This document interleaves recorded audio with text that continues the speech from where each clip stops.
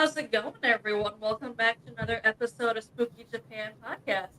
Today, we have a very special guest with us, Anthony. He's joined us all the way from New York. How you doing today, Anthony? Good, good. How you guys doing? We're doing pretty good. It's How just you doing? Yeah, rainy time here in Japan. Yeah. rainy time. In Queens, we have a little chilly day, but and some sun. Mm. Sun So is always good. sun, yeah, sun is always good to have. Yeah. So For our listeners out there who may not be familiar with who you are, go ahead and introduce yourself and where'd your journey into the paranormal begin? ooh, I started seeing things as about 3, 4 years old, Mm. and give away my age. That's back in the '60s, and you were allowed to talk about it. And all those years, I went on and this, you couldn't talk about it. And coming from an Italian family, they're like, shh, can't, we believe you, but don't say nothing to nobody outside the house, or don't talk to your dad or whatever. So when I hit about 13 years old, I I grew up in a place called Glendale, New York. That's in Queens, and we're surrounded by 9 cemeteries. And so back in the '70s, you couldn't hang out in the parks because there was a bad heroin epidemic going on. Everybody's shooting heroin, and they're throwing the needles all over the parks.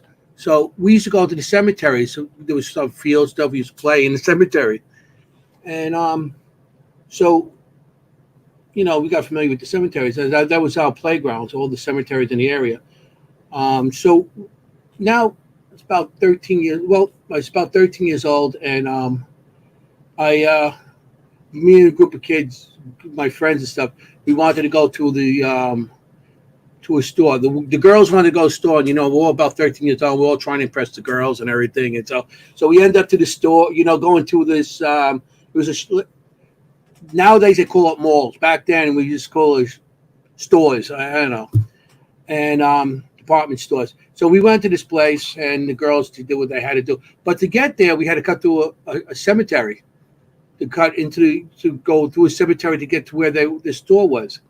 So it was getting late, and the girls had to get home. So we're coming back. The sun was coming down a little bit, and we're walking back, and we stopped before we left the cemetery. We're all goofing around and stuff. And I turned around, and I seen a full body apparition. Somebody standing on the side there. It was a woman praying over a grave. Her hair was blowing, like red hair and a white gown, and she was just praying. And I didn't see no feet. But I didn't think about that. I just turned to my friends, and said, "What's wrong with this woman? She's in the cemetery, by herself." And everybody turned, and she wasn't there. So I got a little nervous, and I left the cemetery. And of course, in the next night, I went back, and I had another experience. And then after that, everybody thought I was crazy. I was seeing things. I remember that was in the '70s, so they go, "Oh, what drugs are you on?" That was the biggest thing back then. Mm-hmm. So I ended up going by myself at the age of 13 back to these cemeteries at nighttime with dowsing rods, because this is back in like 70, 76, 75, 76, 77. And back with dowsing rods, 35 millimeter camera, and a compass, because my compass was my EMF back then. People don't know that a compass is like one of the best EMFs meters. So we went to I would just go back to the cemetery by myself at nighttime.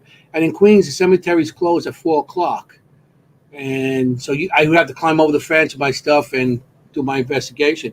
So I started investigating at the age of 13 by myself, back in the '70s. So that's what got me started with actually looking for them. But I experienced them before that point, before that period of time. And then I just continued with that on and off and stuff. So um, in it was '95, I got my first computer. And then I went online, and I found out people actually looking for ghosts with equipment and stuff like that. And There was teams and stuff. There was a team. Wow, teams of people looking for ghosts. That's cool. And so I started a team, Six Club of the Paranormals, back in '96, and I had three members: me, myself, and I. Nobody else believed me. Nobody else wanted to come with me. So I started doing that. Um, and then time came along, and then like in 2004, that's when they started getting popular. I used to go on my own, the cemeteries, all this stuff. And 2004 is when it started getting popular, and you could start talking about it more. And Paracon started and everything. And then I got more people who started joining me then because it became a cool thing. And my team's been around since. So I have my team since '96 still around. The Added thing, more people than me, myself, and I. yeah, yeah. Um, because right now we, I'm, I got my team, and we merge with other teams now, and we do a lot of New Jersey, and Jersey, Pennsylvania. I did the Conjuring House, original Conjuring House. We did that a couple times. Um, that's in Rhode Island. So I did a bunch of different things. So it was, um, so you merge with other teams and everything, and we're having a great time doing it. So, so I got more people on my team, but then I join other teams, and we all go, and we got about 4 or 5 teams, and we get together and we do a bunch of different locations, and they invite us on theirs, and it goes back and forth. So it's a pretty good situation right now. I'm enjoying it. Get to see my ghost. It sounds definitely, and you can tell you enjoy it though. Yeah, Yeah. but I'm glad you found a good group of people because I feel like nowadays the paranormal community just became toxic. Yeah. Yeah, you know what I'm talking about. Oh Like yeah. you can't do anything. You can't even investigate one location without people getting jealous, Hmm. which makes absolutely no sense. And Hmm. I don't even know where this negativity or this competition really came from. It, it, yeah. It started. It got really bad after 2020. It got really bad after that. I guess people sat home and I don't know, to start thinking about going. Let's do the paranormal. But we notice it's two. Like there's like two kinds of groups now down at paranormal, like split off. There's the groups like what we are that go in. We're not about the money. We're about the investigation and Yeah, to that's get the the research way and stuff social like that. media. And then there's the other one that's in it for the money. Everything Mhm. is money, money, money, and they'll show anything as evidence to believe. Oh, look what I got because I think it's going to get another dollar. You know what I mean? And everybody Mhm. thinks they're going to be on a TV show.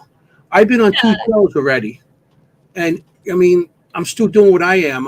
It's show's a show. You're on the show, and then next day you're not on the show. It's like they do an interview with you and everything, and so yeah. it's interesting. I do kind of blame social media for a lot of negativity because of that, everyone is in competition with each other and who can get the most Mhm. likes, who can get the most views. Mhm. Unfortunately, when the younger generation is mostly seeing that, I feel like it's the older generation who believes in it more than the younger. And Hmm. as Mhm. someone said, and this is a good point, all they see on social media is the clearly fake stuff. So why should they believe in it? And I'm like, Hmm. you raise a good point. And I know over here, being here in Japan, clearly I'm seeing what they're getting social media wise, and that unfortunately is what they're mostly getting over here in Japan is the clearly fake stuff where oh the door slams, but you see the string. Yeah, yeah, yeah. I love that stuff. Yeah, You and I'm know. like, okay, I see their point, especially when this is all they're seeing, and they're like, yes, Hmm. but this is if this is what the paranormal is, and it's clearly fake, Hmm. or this is CGI, or Mhm. whatever. Why should I believe in it? I'm like, it's hard to defend that when that's what they're Hmm. mostly seeing, especially over Hmm. here. And it's And really hard people, now with AI. Mhm. yeah, that's it's getting worse because a lot of Yeah. people are like, yeah, everything you if you're not seeing this people with the strings, the moving stuff, or Hmm. You hear a voice, but it's clearly a speaker in the other room. Mhm. Yeah. And then the other stuff you see is everyone making stuff off of, AI and posting it. They're like, oh, look what I caught. And it's clearly an AI thing. Hmm. Mhm. Yeah, exactly. We do investigations, like you said. People do it for, we do investigations. Like last weekend, we did. We worked at there was an Elks Club that did like a paranormal thing, and what do you call it? Check me out on Facebook. um, it was Elks Lodge. It was an old Elks Lodge. They've been around for like hundreds of years. So they ended up that they had like a little their first Paracon type of thing there. So afterwards, they had like a VIP. They had us take people around to do like a VIP investigation. So that's what we did, and we don't get no money for that. We don't get no money for that, and the money that they make goes back into their lodge. Plus, it's about handicapped children they take care of. Mhm. So, I mean, I don't know. I never made any money off this. Look, if I did, I wouldn't have this crap in back of me. I would have glass walls and everything, you know. Mhm. And Anthony Joseph. Hey, my middle name is Joseph too. Uh, He's from Ireland. So, is he? Yeah. Hey. Um, so it's like we do a lot of tours, and we do, like I said, we merge our teams together, and mhm. we do like we go into like these old haunted locations, and like these old buildings, they're all falling apart, and there's some kind of historic society trying to run them. So we go in there and we do tours and stuff like that. We give investigations in there. Whatever money they make goes back into their thing. So we're not in it for the money, you know. So I mean, it costs me more to drive to places with tolls and gas, Mhm. Mhm. you know, and I just enjoy it. That's what I do. We have a good time doing it. You know, I so will say that's definitely there is a difference in people because I always say on this show when I started investigating it was a unspoken rule in the paranormal you never charge for your services, mhm. and then we're finding out from people that people are charging for their services. It could be a couple $100 to someone told me it's like 1,000. Someone told me they charged like $1,000. Someone else told me it was over $1,000, and it's ridiculous. But everyone is.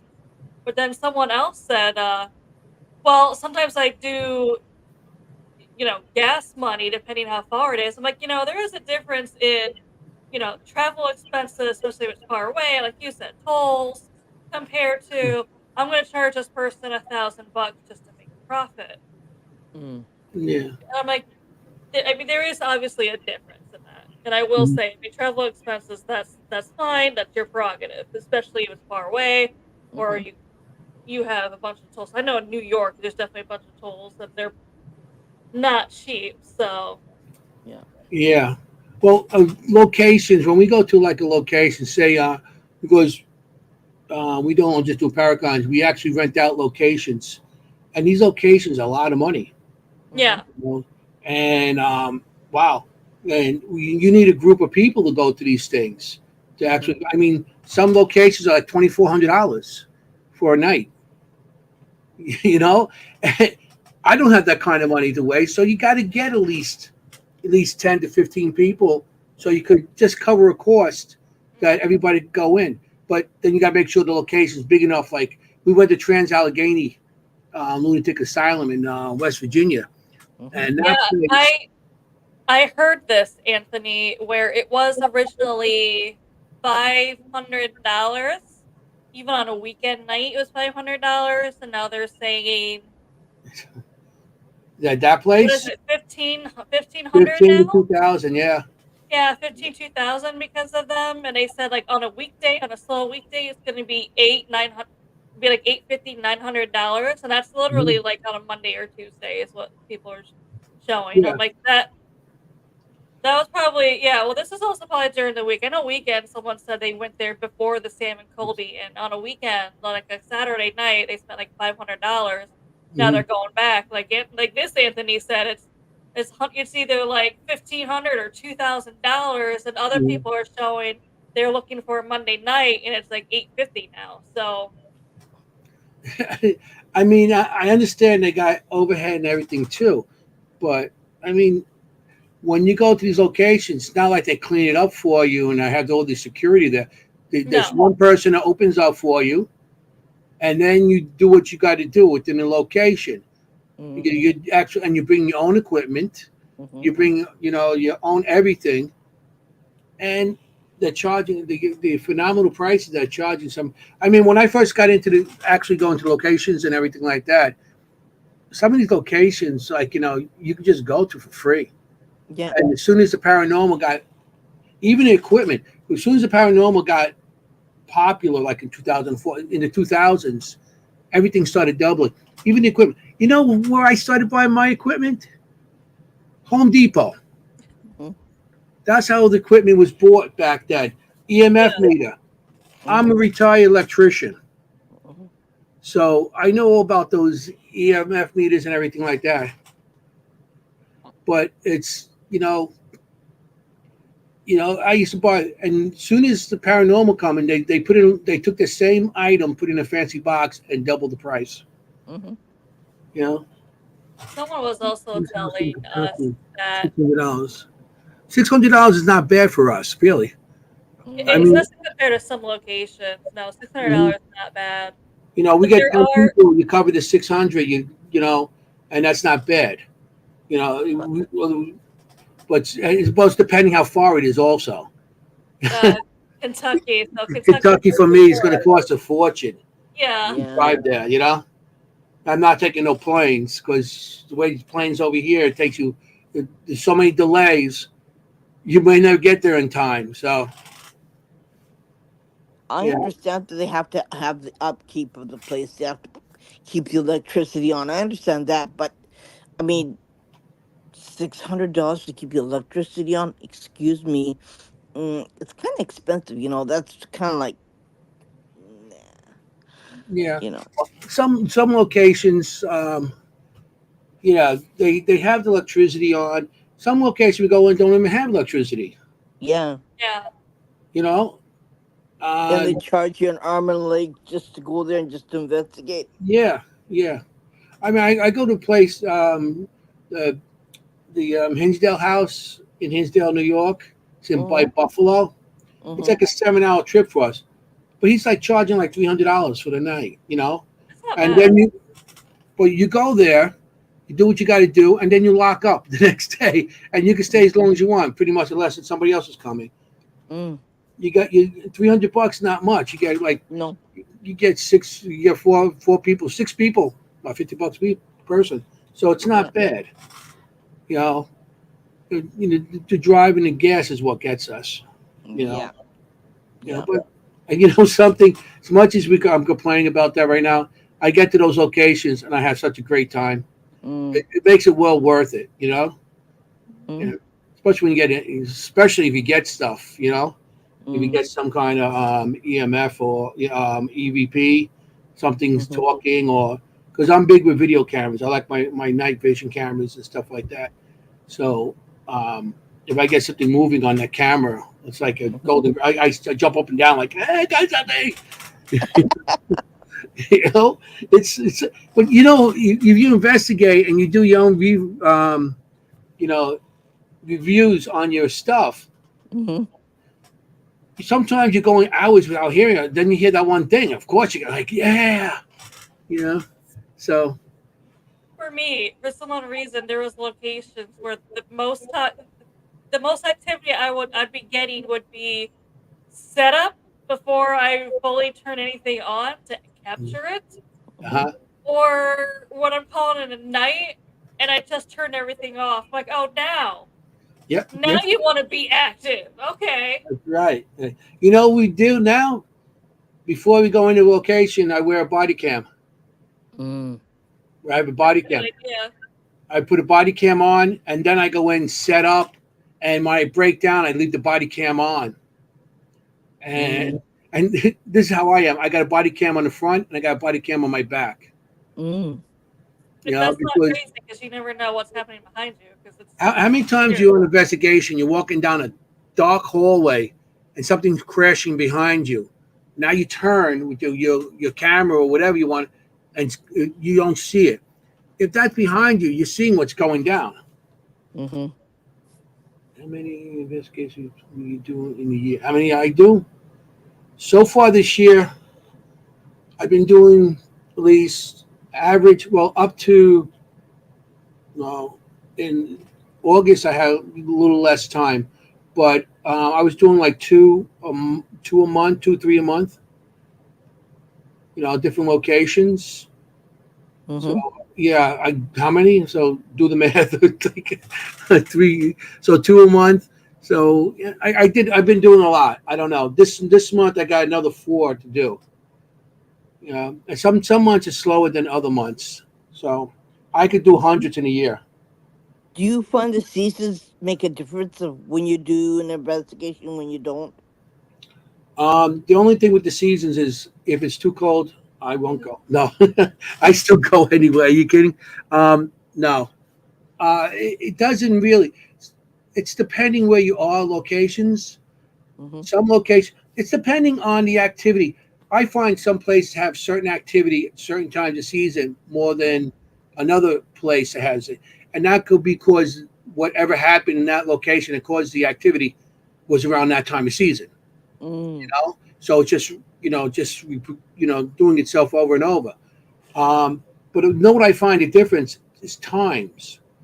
Mm. And like I said, I brought up the Hinsdale House. Every time I go to Hinsdale House, stuff about it starts about 4, 5, 6 o'clock. You get most of the activity, Mm. and the Shanley Hotel, upstate New York, they start like 1, 2, 3 o'clock in the morning. So I mean, it's depending. I'm not, and I can't explain why that is. But Mm-hmm. that's from going to these places ongoing. I notice when more activity is at certain times. Mm. You know, but but I'm thinking about if it's a certain time of year, there's more activity another time. You know, Have you ever been to Sleepy Hollow over there somewhere? I don't know where is it. yeah, Sleepy It's Hollow. Yeah, I yeah. did the Paracon there like last year. Yeah, I did the cemetery there. Um, but there was also abandoned buildings near there, which I went to. Um, well, I had permission to go into it. I had the people who take me through it, and I got some stuff in there. Well, yeah, Sleepy Hollow. There's a place by Sleepy Hollow is the 1970. That's not the 76 house. Believe it's called, and that has a lot of history. Matter of fact, it's converted into a restaurant now, but it was like a gathering place one time, and there's a second floor on it. And Hamilton lived there for a couple of years, and that place they all got together to write the what do you call it, the Bill of Rights in that building. Mm. That's how they started. Like they started in a pub drinking, and they go, "Hey, I think this is good. This is just a Mm. baker." So yeah, there's a lot of history, and Sleepy Hollow is. Matter of fact, I'm going back in time. There was a show back in the '60s called Dark Shadows. Mm-hmm. I don't know if you ever. And the buildings of Dark they show there the manor is in Sleepy Hollow, That's crazy. and Yeah, I've been there before, and I want to go back to the. I think there's a cemetery there where a ghost of a soldier rides by, and that's what inspired the Sleepy Hollow story. Matter of fact, you go to Sleepy Hollow, you go over the bridge where it's written in the book where the jack o' lantern is thrown at Ichabod Crane and stuff. All that area, it's all part of it. But that cemetery does have a lot of activity. There's also one the stones there. It's a woman, and Mm. they have that the woman it was crying, the tears coming down its face. So yeah, it has some activity. That's where I've heard of her, but I didn't know where it's located. It's in that cemetery. I couldn't tell you exactly where, you know, well, because I only been there like once or twice. So I was gonna ask, have you seen it? no, I haven't seen it. I just heard about it. I wish I did. That'd be, you kidding me? That'd be like the holy grail for me. I'd be videotaping that. That'd be the. Yeah, Irene, if you haven't heard of this, it's supposed to be it's a woman, but I don't know if it's a woman or an angel. But it's a statue in the cemetery, and for some odd reason, and it won't be rainy out. It'll be like clear skies, and then you just see from her eyes looks like tears coming down where normal tears would be coming down. Mhm. It's wild. That'd be wild just to see. Mm. Hey, Robert. I've been there before to Sleepy Hollow, and there I remember we were near that bridge of where it was supposed to happen, and there was no one around at the time. But we heard like the whistling. We heard like some whistling. Hmm. That's cool. Did you Yeah, record it? I didn't get to record or anything because we were just like I was You there got a younger. cell phone? You got to record it on your cell phone. That's what I do. Well, I was there more as a I was like more of a kid then visiting. Oh, So okay. when you hear it, I was like, what especially when you hear something real quick and you just kind of start hearing the whistling. If you ever come to like New York area and stuff like that, or New Jersey or something, let me know. If we have anything going on, I'll let you know. You can join along with us. Definitely will because that'd be awesome to do, and I would love to go back to New York sometime. Hmm. Mm. But I mean, with the investigations and stuff like that, I've been to. I can't.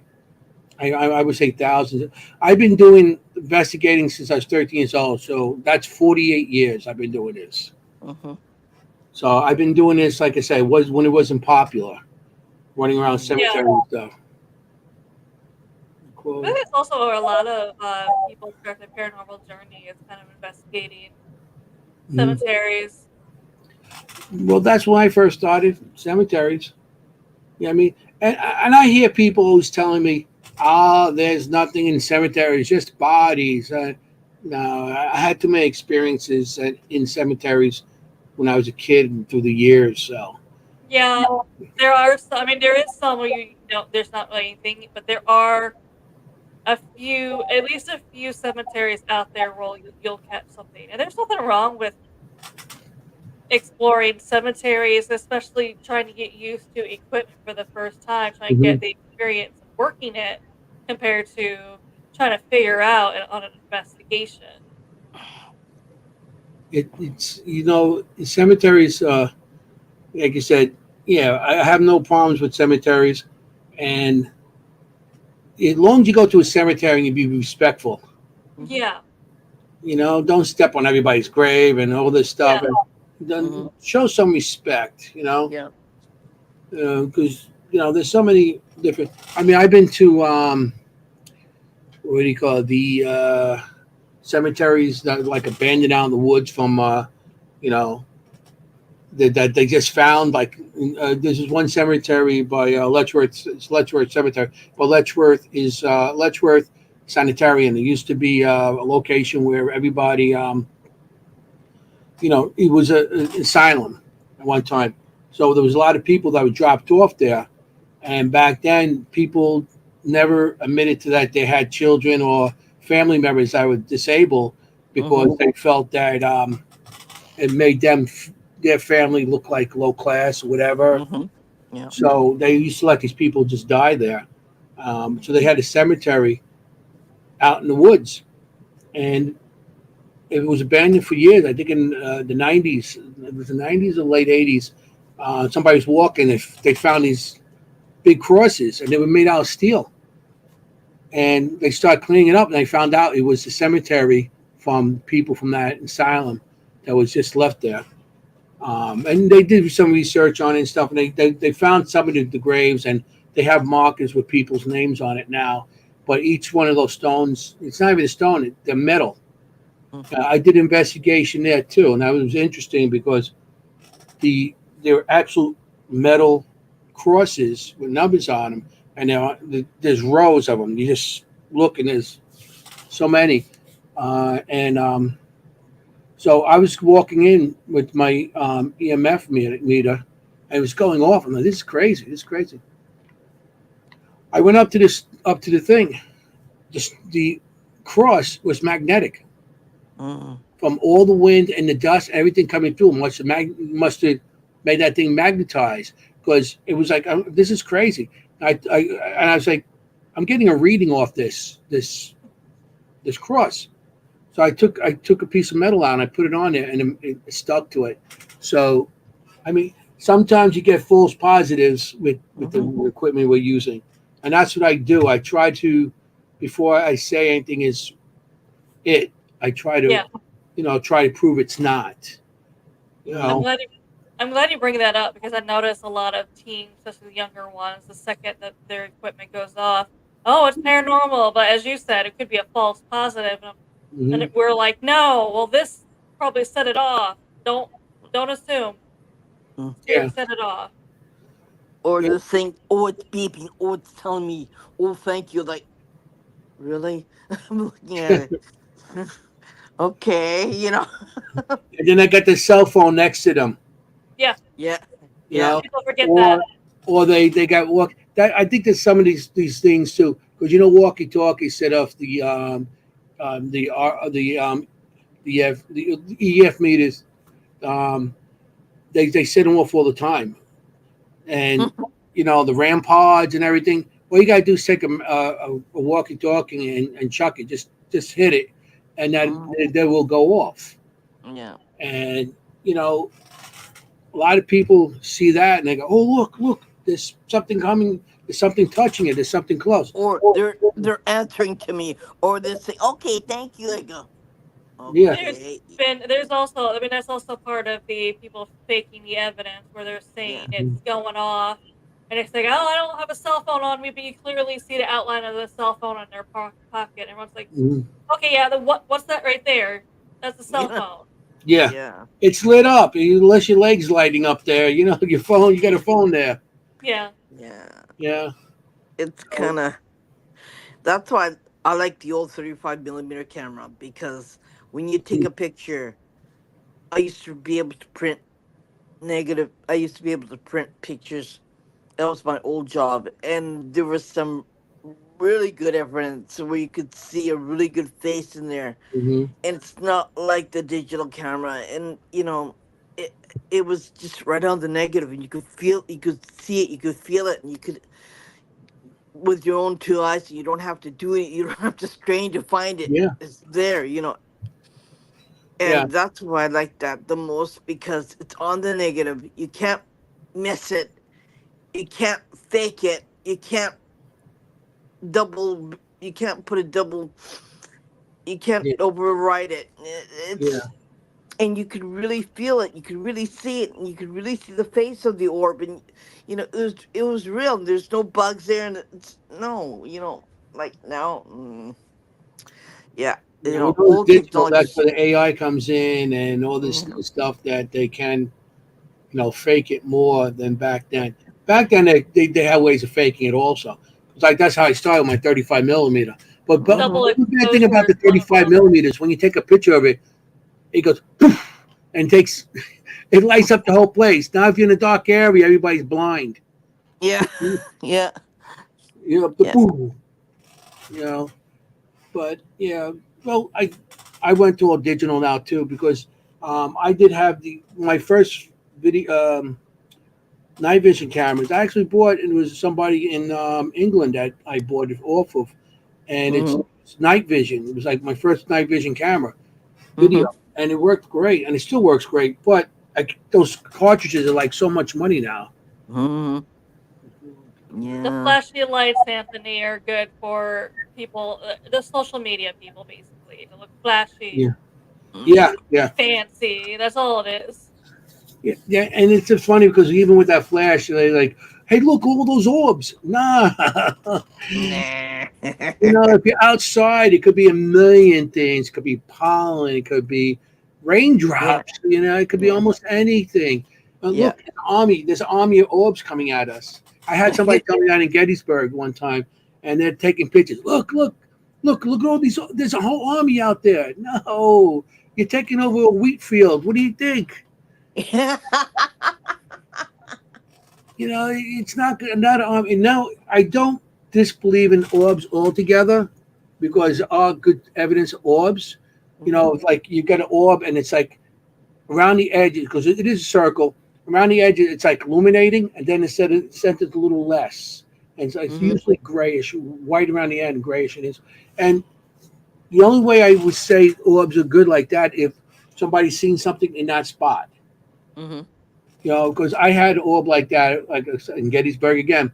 I was on one of those, ghost tours and stuff like that, and they're telling me this is this, and that, and behind me there was a building and there's a fence, and behind me I seen a nun moving Mhm. back and forth. I'm like, so I didn't turn. I just picked up my camera and I took a couple of shots, Mhm.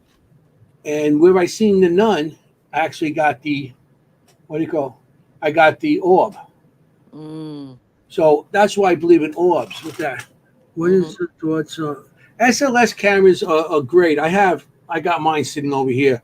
I really believe it, but there's a lot of false positives with that I was also. gonna say, I was like, I don't know because there's been a lot of false positives, but I also Right. think it depends. It depends on which one you get, Anthony. Basically, is It's some people. depending who's using it. I mean, you get the false positives. You got your SLS camera. You go into a room, and the wall might be the wall might be shiny. Mhm. Now, what you're getting, that stick figure you're getting, is you Mhm. reflecting off that wall. Mhm. Your shadow, your reflection off that wall. It, Mhm. it's you got a lot of false positives, but I've seen it. I've been to White Hill Mansion, and that's why I first got mine. I got mine back years ago, and it's because of I seen orbs. I seen somebody um, inside. There was an ice box there, and down the Mhm. basement. And it's known to be a mafia run place and stuff. So.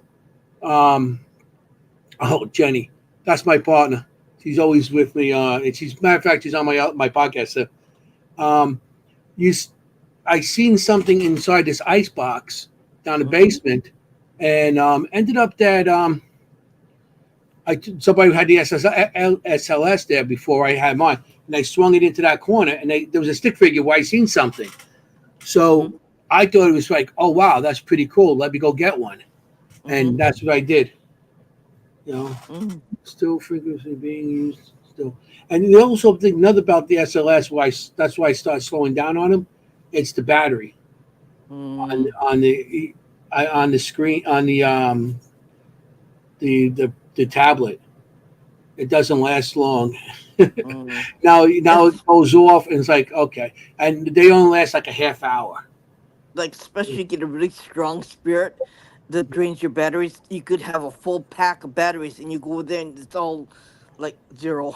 Like okay, I just charged a darn thing, right? Yeah, yeah. Then you have to try. Well, we did. One of the guys on my team, Giuseppe, he has SLS and I have SLS, and we have the same tablet. So what we do is we charge his tablet, we use mine. When mine dies, I use his, and it works like that. But Mhm. there's so much equipment nowadays to carry, so that's not one of my go-to thing. Like I said, I'd rather use my body cam Mhm. and my night vision camera. You know, with spirits or dimensions, figures are total different being connected through uh totally uh, Yes and no. yeah Yes and no to that one. um I guess it could be Mhm. connected by what's it, yeah. I mean, I know people that well, no, I don't know. Yeah, Mhm. people that have stuff that goes on in their apartment. I've been to their apartment Mhm. to hauntings and stuff like that. I think they actually manifest their own stuff. Yeah. And Hmm. especially if you have conflict in your house, it creates whatever that can come Mhm. out.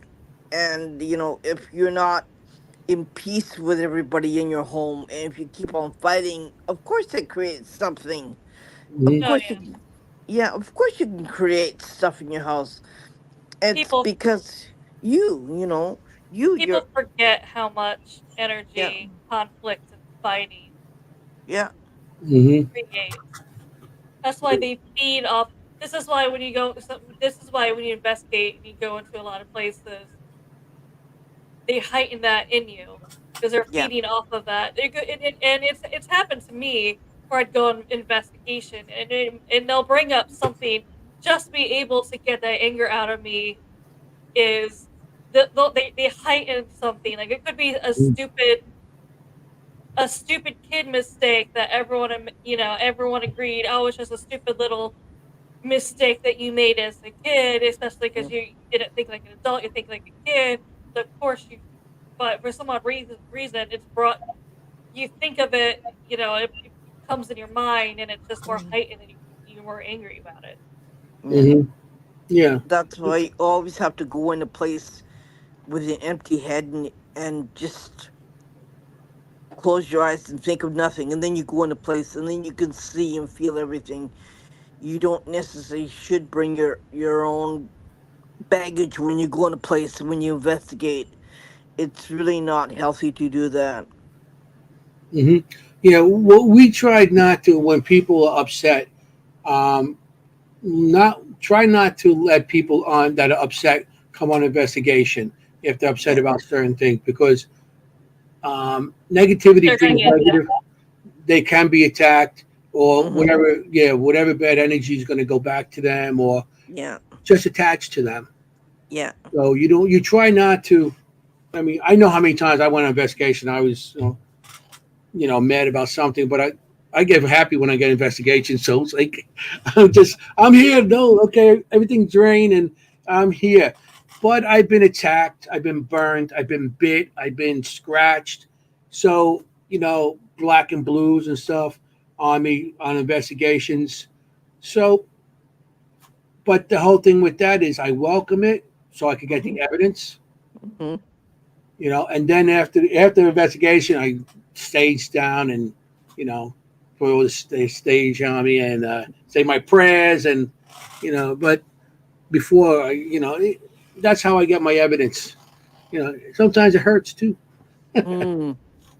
Matter of fact, Jenny in the audience, we just did Gettysburg Battlefield Bash Mm-hmm. in July, and she rented it was a hotel, and it's like two hotels in one. So I have my section of the hotel, and then it was like a walkway to where her section was. And her section of the hotel was another part of the hotel, Eisenhower Hotel, and she had a room there. Mm-hmm. So at that night we get there, we're sitting around the table. We had John Zaffis there. We had um, what's his name? Oh, oh wow! I just went blank. Oh my goodness, I'm getting old. Senior moment. I'm allowed for at least one a day. Um, Steve Barry from they were doing the better. They did. Steve Barry actually is one of the the co-founders of the Battlefield Bash, and we had a couple other people there. And this guy Eric and Jenny had the beers in her room, so we're before the night before. So Jenny went to go get something out of her room, and so he's asking Jenny, "What room are you in?" And she tells him, she goes, "That's the most haunted room of the night. That's the most haunted room in this hotel." And she's like, "Really?" That night she had a bad dream of Mm-hmm. something trying to pull her out of the bed, and she felt like she hit the floor, she was going to die and stuff like that. Mm-hmm. So she had this really bad dream. Next day, we all went to breakfast. It was her and my friend Ronald Lourdes and stuff. And so I had the band to give to her to put on for Battlefield Bash. She had bruises on her arm. It looked Oh like dear. it looked like something actually grabbed her. I'm like, "What's that?" And she's like, "Oh, I don't know." And she just, "Oh, I probably hit myself or something." But she had bruises on her arm. yeah. So Yeah, that was crazy. You know, Mhm. I think we've all had the random bruises from you know. investigating, where after investigation, the next day, all of a sudden you have a really nasty bruise, and you're thinking, when did I, when did that happen? Yeah. Yeah. So that night they went back. I had to go home. I had emergency at home, so I left that day.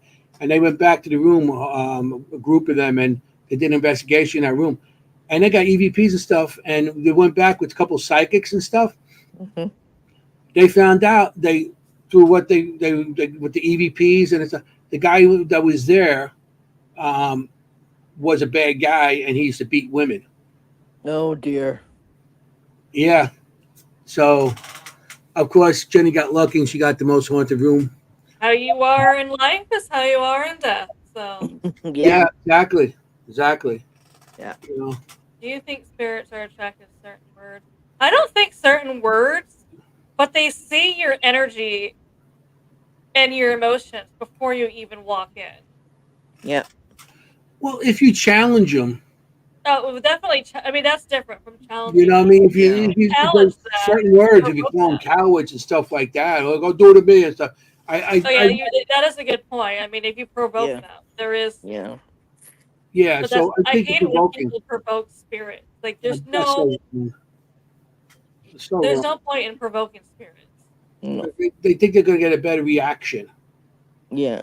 from spirits. It's It's not not. always true because you might have gotten a response before, but now they're just like they're not going to be cooperative with you. They're just Hmm. going to be. No. You know. You can't fight something that you can't see. Basically, you can't see Yeah. it. Don't. You can't fight it. Hmm. Well, I used to always, and only just last year I started. I used to draw everything I seen. I draw Mhm. pictures of what I seen on location and stuff. And only last year I started. So um, I've been doing the Paracons now and spirit art. So I've been doing Mhm. showing all my art and stuff like that.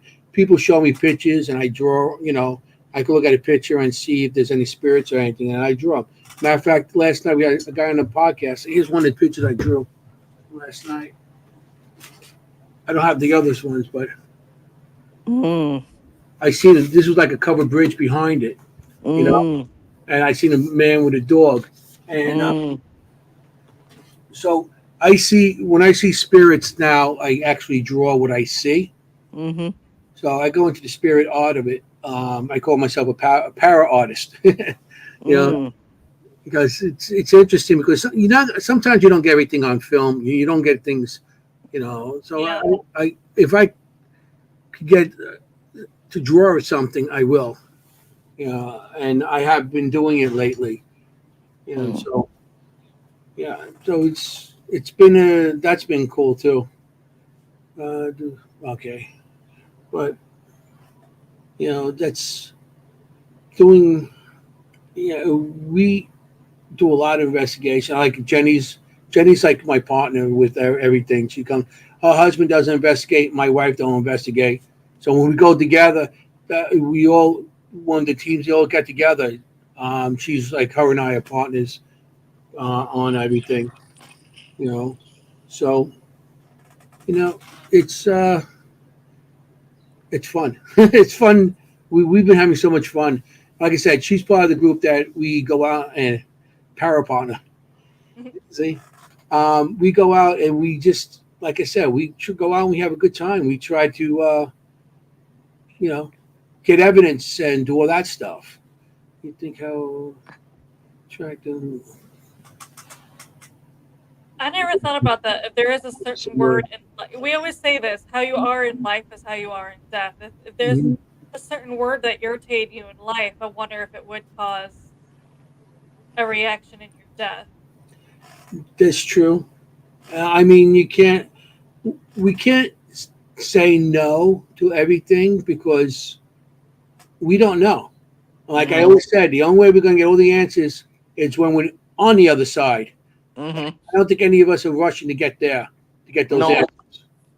No.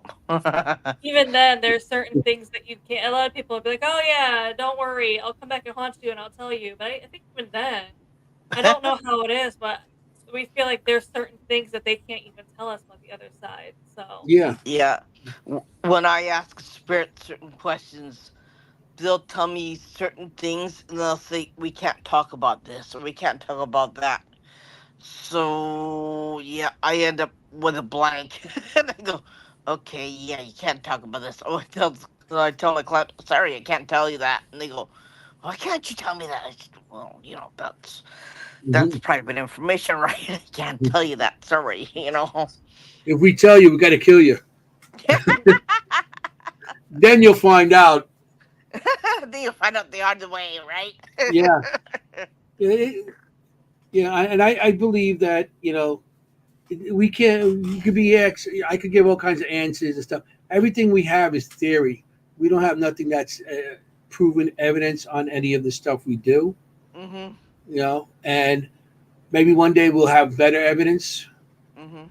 I know people working on stuff. My friend Ron and Lourdes, Ron Yacovetti and Lourdes Gonzalez, and the Rathmans in Vegas, they're doing this thing called Staticom, Mhm. and that is the closest I come to getting answers. It's Staticom. What they do is take white noise, just the Mhm. white noise, Mhm. and they got white noise generator, and they feed it to a computer. And it's no Mhm. sound. There's no words. There's no nothing. And they ask Mhm. questions, and they're getting words back. So they feel Mhm. the spirits of manipulating is that's part of the static is giving you answers. I mean, I have my mother come through on it. I have my dog. We asking questions. So I asked a question, Mom. If Cookie's with you, Cookie was my dog. Cookie's with you. Have a bark. And the thing hit right after goes, whoosh, it barked like a real dog bark. And it was like, what? What happened just now? That was so cool. The Satisfying. funny thing that you said that, right? Because your mother just came in, and she was just talking to me in my ear about you. Like, Oh no, don't listen to her. well, no, well, you know what? You know what? She was talking up a storm, That's and my mom. yeah, and it was kind of funny because she said, "Oh, that's my son." I said, "Uh-huh." And I was trying to listen to you and I was trying to listen to this podcast, right? So I have other things going on with me when I'm doing this and like I'm a beacon, right? I Hmm. hear everything, I see everything, right?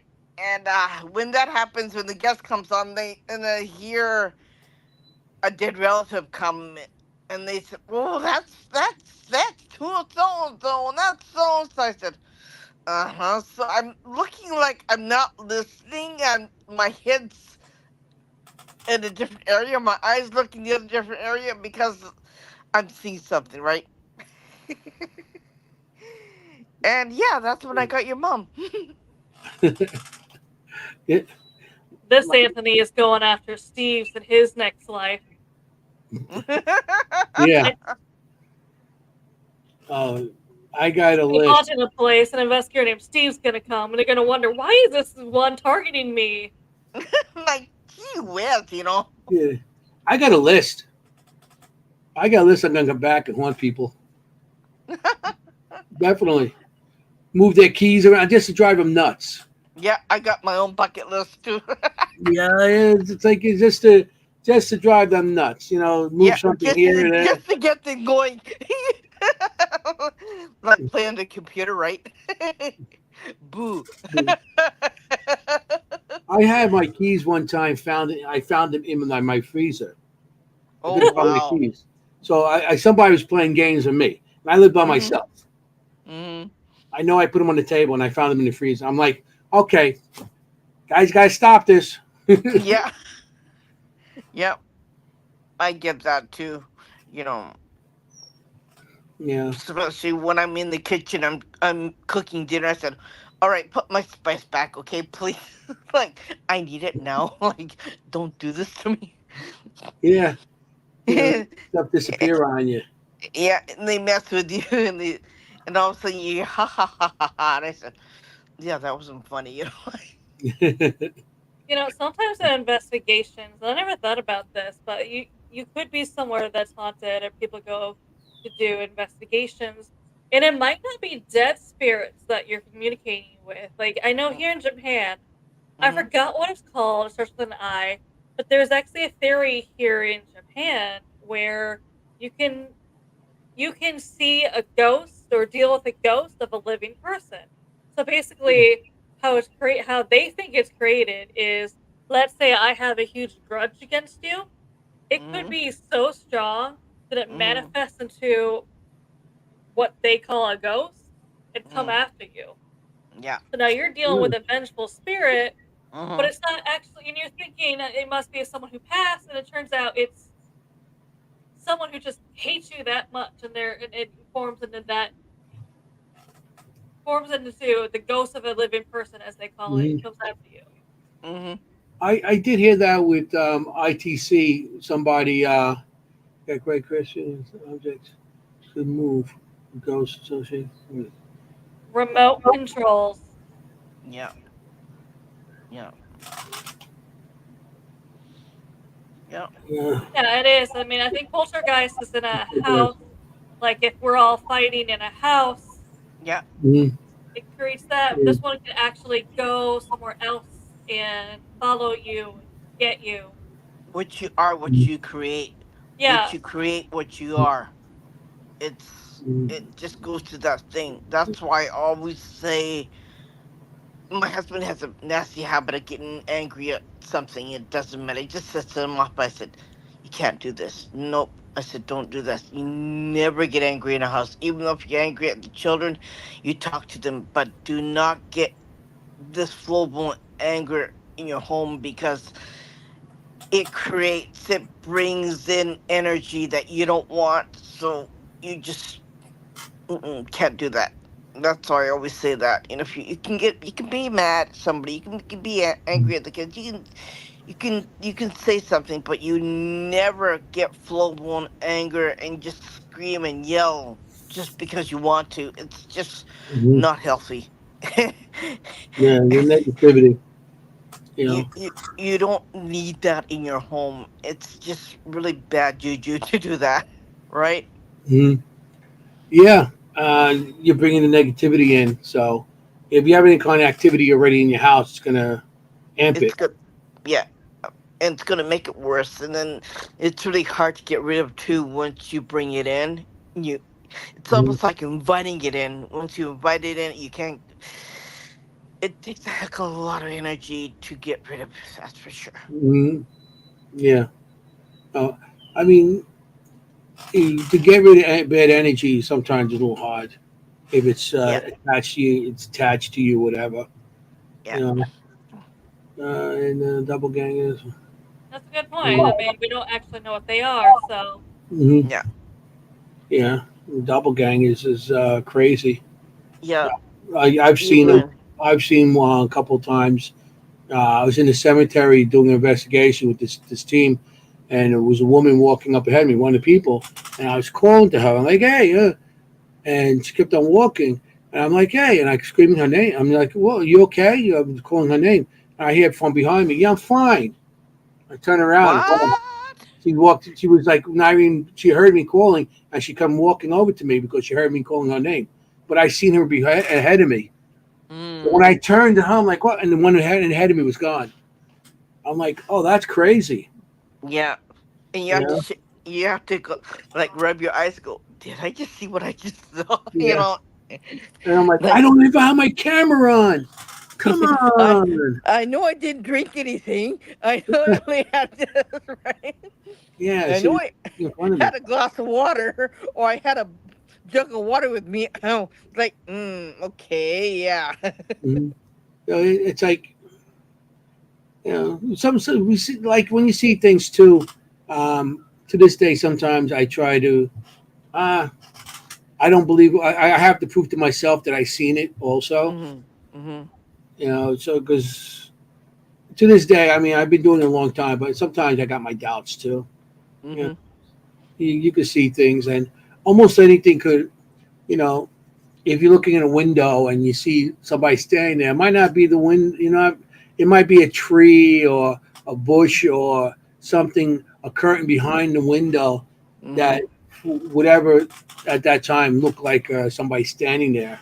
Mm-hmm. So I would like to go in there and check it out before I, I say, oh yeah, that's something, or then I still may, well, it could be a reflection or whatever, because there's, like you said, there's too much stuff out there right now. People trying to push as real evidence. Hmm.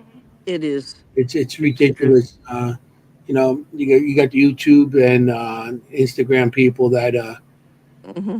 like I said, they're looking for people to, viewers, so they can make a couple of dollars off of it. If they get enough people, they get enough, they can make a couple of bucks off it. What's wrong Hmm. with Earth twins? Big doppelgangers? Uh, I mean, twins, if I they don't know. lost before or after birth. I did hear of a twin, like somebody had.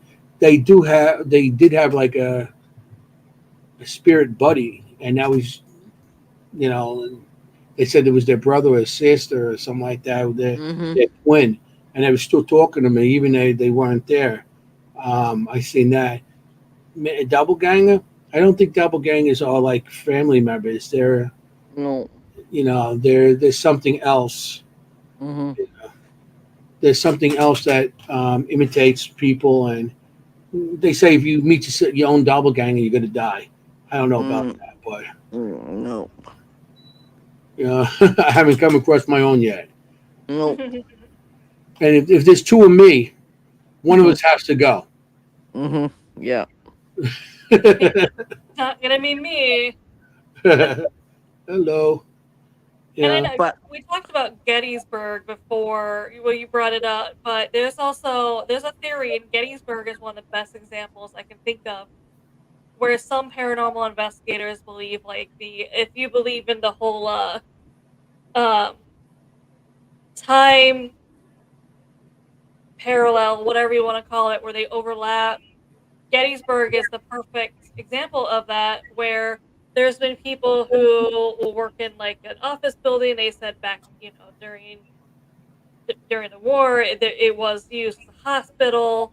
They Hmm. pressed on a floor, they pressed to go down to the first floor, but for some odd reason, it went past the first floor and went to the basement, and it opened up. And Hmm. they said once it opened up, they were scared because it was like they were transported Hmm. back in time, where all they saw was like, like injured soldiers and nurses and doctors running around.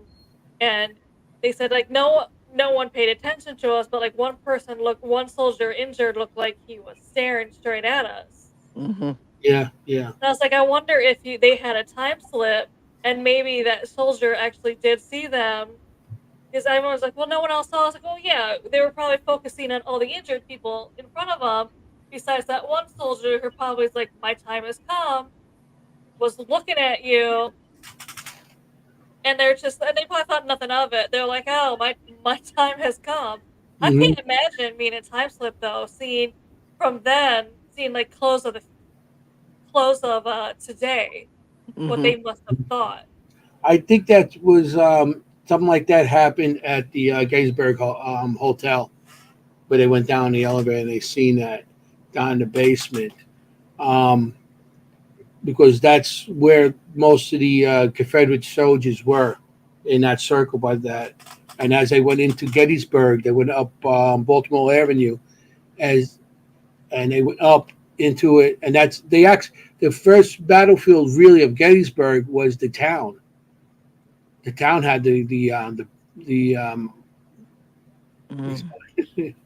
the town was the battlefield before, as before the battlefield actually started, where the open fields were, where the farms were and everything. And that's when they came around the other side with the Confederates by picking charge. But this in town, they were coming up in town, and they were coming in so fast that there was people in the town, women and children, stuck inside their buildings because their men already went off to war, and their women and children, that they actually stopped fighting to let all the women and children out, got them all to safety, and then started fighting again. Which Hmm. today's war, that would never happen. Yeah. They actually show, because they were American against American also. You Yeah. know, So I guess they had some kind of compassion for each other. And so when they went up into the town, that's when they started fighting, and snipers are getting inside buildings, and so that's Gettysburg. Gettysburg, I consider as a candy store to the Mhm. paranormal. I mean, you could be the biggest skeptic. You're going to go there, and you might not say something, but you're going to see in back of your head and like, what was that? Yeah. You know, because I got so much evidence there from the battlefield to the buildings and everything. It's not just also seen in the past, is because I know every time we think of the time slip, oh, it's us seen in the past. However, I think it also goes the other way, and we don't realize how often that happens just Mhm. because Kalani, the ghost hunter, was saying in an interview that he was investigating a haunted location, and he was like, I asked, what year is it to you? And the person said 2048. So they're in the future investigating, and it turns out they're in the future investigating, and they thought he was the ghost. Mhm. So it could be like a time slip, or they didn't see Mhm. it, but you could, communicate like that way, like you could hear each other. Yeah, it was a good point before you brought up. It's like you said, you're communicating with ghosts. Like you said, they may think you're the ghost. Yeah, It's there was a movie about that. the others. The others. That was a cool Yeah, movie. At the end, that Yeah. was. that was a very cool movie, and it makes you think. Yeah, maybe we are haunting them. Yeah. You know, and a lot of locations, like multiple. Every weekend, there's a new group going there, and Mhm. there's new groups going there. So maybe they're thinking like, "Wow, what are these people? They're haunting us. This Mhm. we're here now." So maybe it is some kind of time slip, and Mhm. you don't know.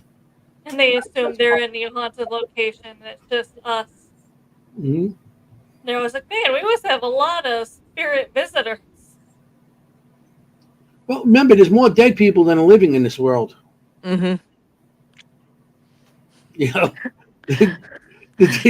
there's thousands and thousands of years of people dying. Oh, There's especially a here lot in more of them Japan. are living here right now. Japan's history is not very pleasant. No. Yeah. That is one Nah. thing. That is one thing I do give Japan credit for, is they at least admit to it. Compared to America, I feel is trying to hide it more and more.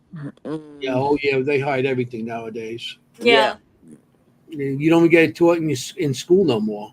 No. that's History. what I was telling people. There's certain things, such as like the Civil War, that are not. It's not really taught, especially like slavery is barely taught in schools now, especially with all the statues coming down. It's like they don't really have to have that conversation anymore to them. Hmm. Yeah. And it's amazing talking to people how much they don't really bring it up. But it's one of those things where it might be barely mentioned, Mm. but they act like Hmm. it's no big deal. And that's just it. It's just like kind of barely mentioned now in schools. Hmm. Yeah. It's like almost trying to whitewash history and trying to erase it from the world, and you can't do it. You can't erase it. Once you erase it, there's no way of learning what not to do now. Yeah. Yeah, You don't learn. There's no way of learning by your mistakes. No. That's what history's about. You Yeah. learn your history, and then now you go into the future and like, they did try that one time and it didn't Hmm. work. So let's No. try a different way. That's what history's about. But Yeah. history always repeats itself because there's always somebody there that Who's thinks they're who's going to be yeah. something more. And they really don't believe it, or they really don't understand it, or they really don't want to know what happens. Nah, that didn't happen, but it did. Hmm. You know, and then and people in Germany are saying they're the exact opposite, where it is a requirement in their school where you have to go to a Holocaust museum. You have to visit a concentration camp. That is part of the requirement for school. Oh, really? They're Okay. just, yeah, they're saying, we know what happened. We know it's terrible, but we don't hide from it. Unlike you get Americans who are now hiding it, and now you don't really have to teach it. It's taught. You have to go visit these places. It's a requirement. So you Mhm. know how much history sucks. It sucks. Mhm. There's nothing we can do about it. That's No, why it's history. Mhm. it happened. It's you can't sugarcoat it. You can't put roses up it. You can't grow roses around it. You can't do anything like that. You have it's raw. It's nasty. It's horrible. It's bad. But it's part of life. Mhm. And you have to learn, you have to understand it. You don't necessarily have to agree with it, but you have to understand that it happened. And yeah, learn from it. And learn what not to do, what not to be like, and how to change your mind and how to be open about it. And Mhm. understand that maybe it wasn't good, maybe it was bad. Yeah, it was bad. Yeah, it was horrible. But it's part of history and it's part of life. Yeah, that's what I'm Mhm. saying. It's history's not pleasant, but it No, is what it is. yeah. And And you can't they change only it. write down what they want you to know, Yeah, and you Yeah, they can't. skip it. They skip what's not. Yeah, What they feel. Well, let's write down and teach what we want, and hmm we just put this aside. We don't have to really teach that. They teach in between the chapters, like this, and this. But how about how did you get to that point? What's in between that? No, yeah. that That's why I they like don't. going to the certain places in Japan that nobody knows of. Nobody wants to know what happened. It was a bad place. It was a bad time, but it's haunted and it's really cool and it's really interesting and it's really sad. But I mean, you know, that's why I take a lot of people there and they don't know about it. And they're not going to know about it because it's not going to be written anywhere. And then there's not going to be any written in any books in America either. What happened? And Mhm. I gotta take you there. You gotta see this place. It's really, that's the it's whole that's the whole conspiracy theory though with the yeah, Mandela effect. It's yeah, Mhm. them trying to see if they can actually change history so yeah, we think what they want us to basically. yeah, They're trying to change what happened. So that's yeah, why they're creating Mandela effect is that's why yeah, certain things are now being changed. It's more of a test to see how far they can push it before they really change what yeah, they want to change. Mhm. Yeah. Yeah, the Mandela effect. Every day there's something new added on to that, from movies to you yeah, know history or whatever. So Mandela effect is you look at it and like, yeah, I remember that, and then they're like, oh no, that never happened. Wait a minute, but yeah, I remember that as a kid. But that never happened. I And then remember other that. people remember the same thing you did. And we're like, how do we remember the same thing that never happened? yeah, Yeah, it's like how can you know there's thousands and hundreds of thousands of people saying this is what happened. Now you're saying no, and then there's people falling back. Oh yeah, it didn't happen. hmm You know. That's But, why I like to take my friends to certain places hmm here that nobody knows, and it's written someplace. But yeah, you got to figure that out. hmm It's the most coolest, the most beautiful place, but it's the most wicked haunted place I've ever been. And yeah, there's a lot of cool places here that are like that. Yeah, that's a character. Yeah, yeah. I mean, the places I know out there is of course, is the haunted forest out by you. Mhm. Yeah. Mhm. Know? And I know they made movies about it and stuff like that. But Mhm. that's interesting how people just go there and vanish, or Mm. they actually do kill themselves. No, Irene, you were recently there. How was it? I didn't go there. I went to the Suicide Waterfall. Oh, I thought you went suicide. before. What do you guys Yeah. suicide everything in Japan, huh? Well, the Suicide Waterfall, what happened there was after Japan lost the war, they assumed America is going to come over and change their whole way of life and take over. So they were Mhm. not happy about it. So basically, a bunch of people made a pact and they jumped off the waterfall to their death before Mhm. American can come over there and change everything. So they didn't want to like eat some hot dogs and No, why? they did not want to change their way of life at all. They were so I like the sushi better. anti they were so anti-America that they were like, we'd rather die than see anything Americanized over here. Wow. Yeah, Wow. that's the place where I was talking about a couple seconds ago. It's the most beautiful waterfall you've ever seen.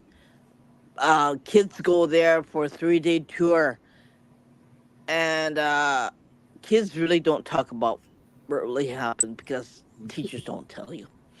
But yeah, I mean, I took a lot of pictures, and something told me take a picture there, take a picture there, take a picture there, and it was really crazy because when I took the picture, the right side and left side were all rocky hills, and they had moss growing on the hills.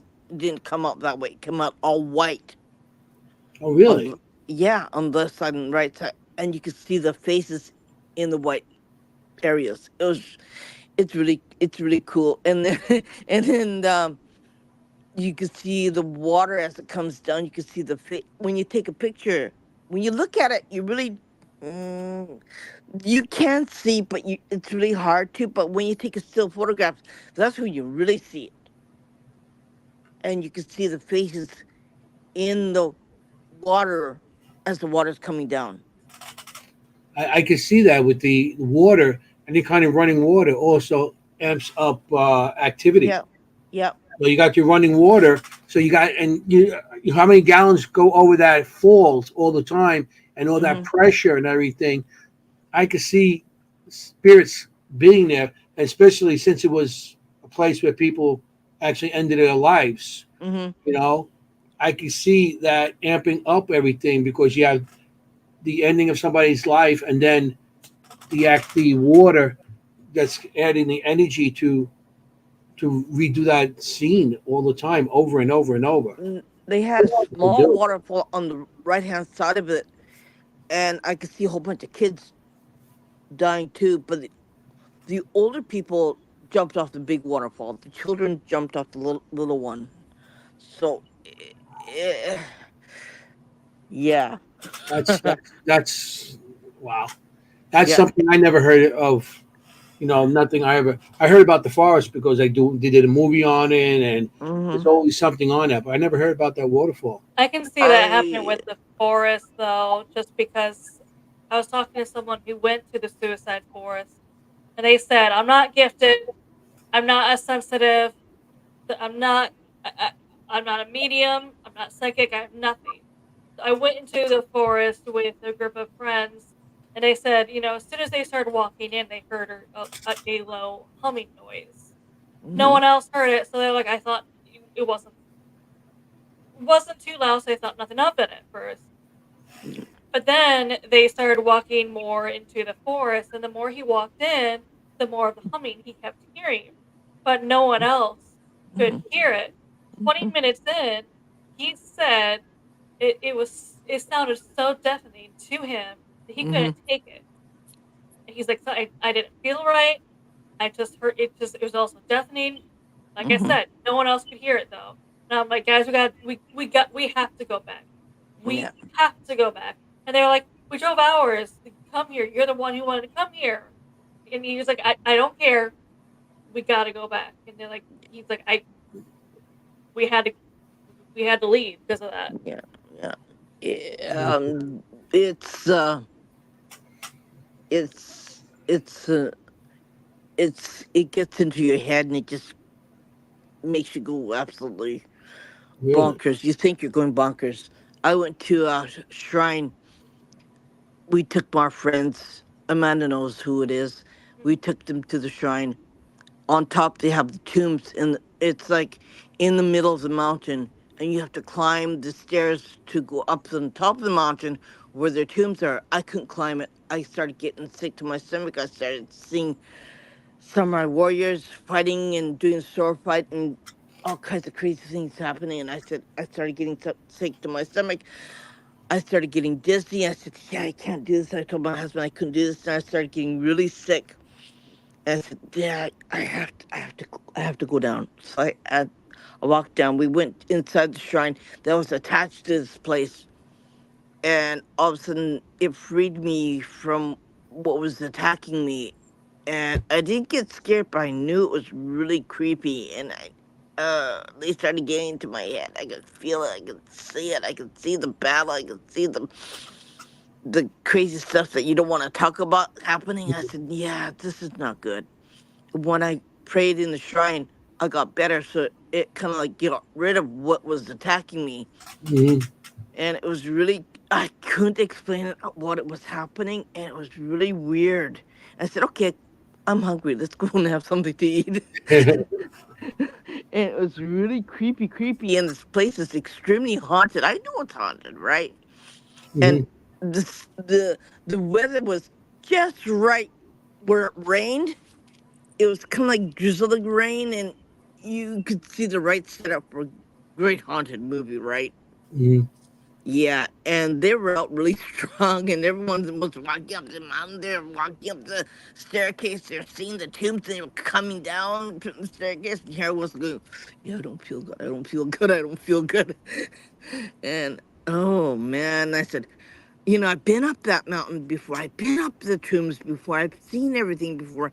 It's just that I couldn't go this time, and something bothered me. I said, yeah, I'm not doing that.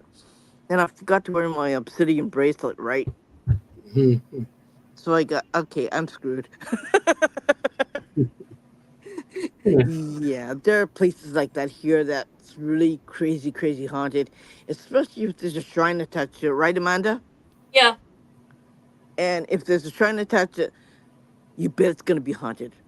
Yeah. Right? A lot of shrines in Japan were actually made to appease an angry spirit.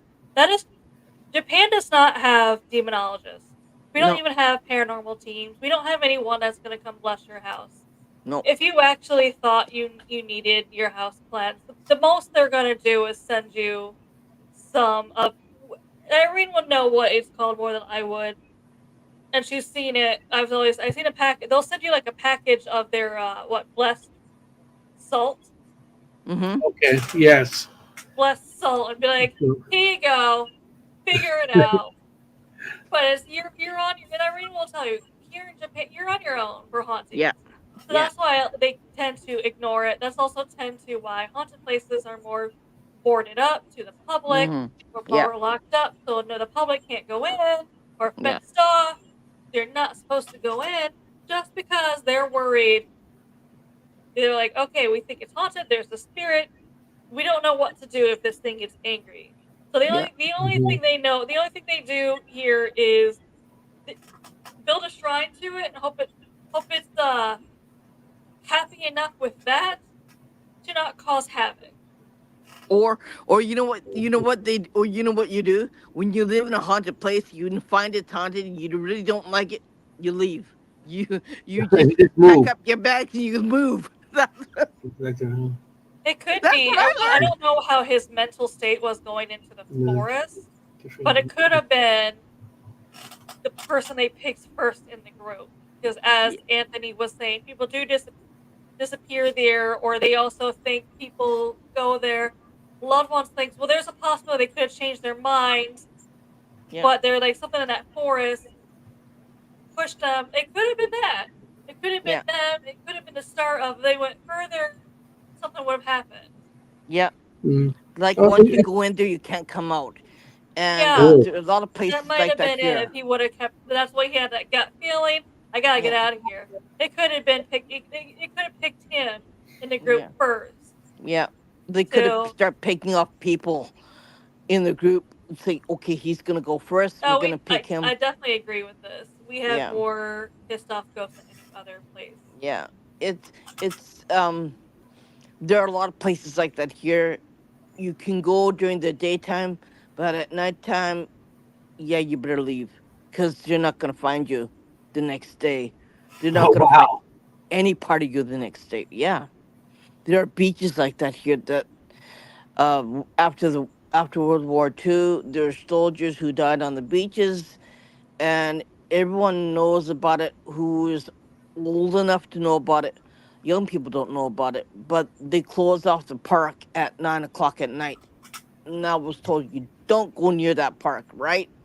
And I said, okay, I promise I won't go there. Because if you go there and it's nighttime, they're not going to find your body or they're not going to find any piece of you. They'll take you by money and souls.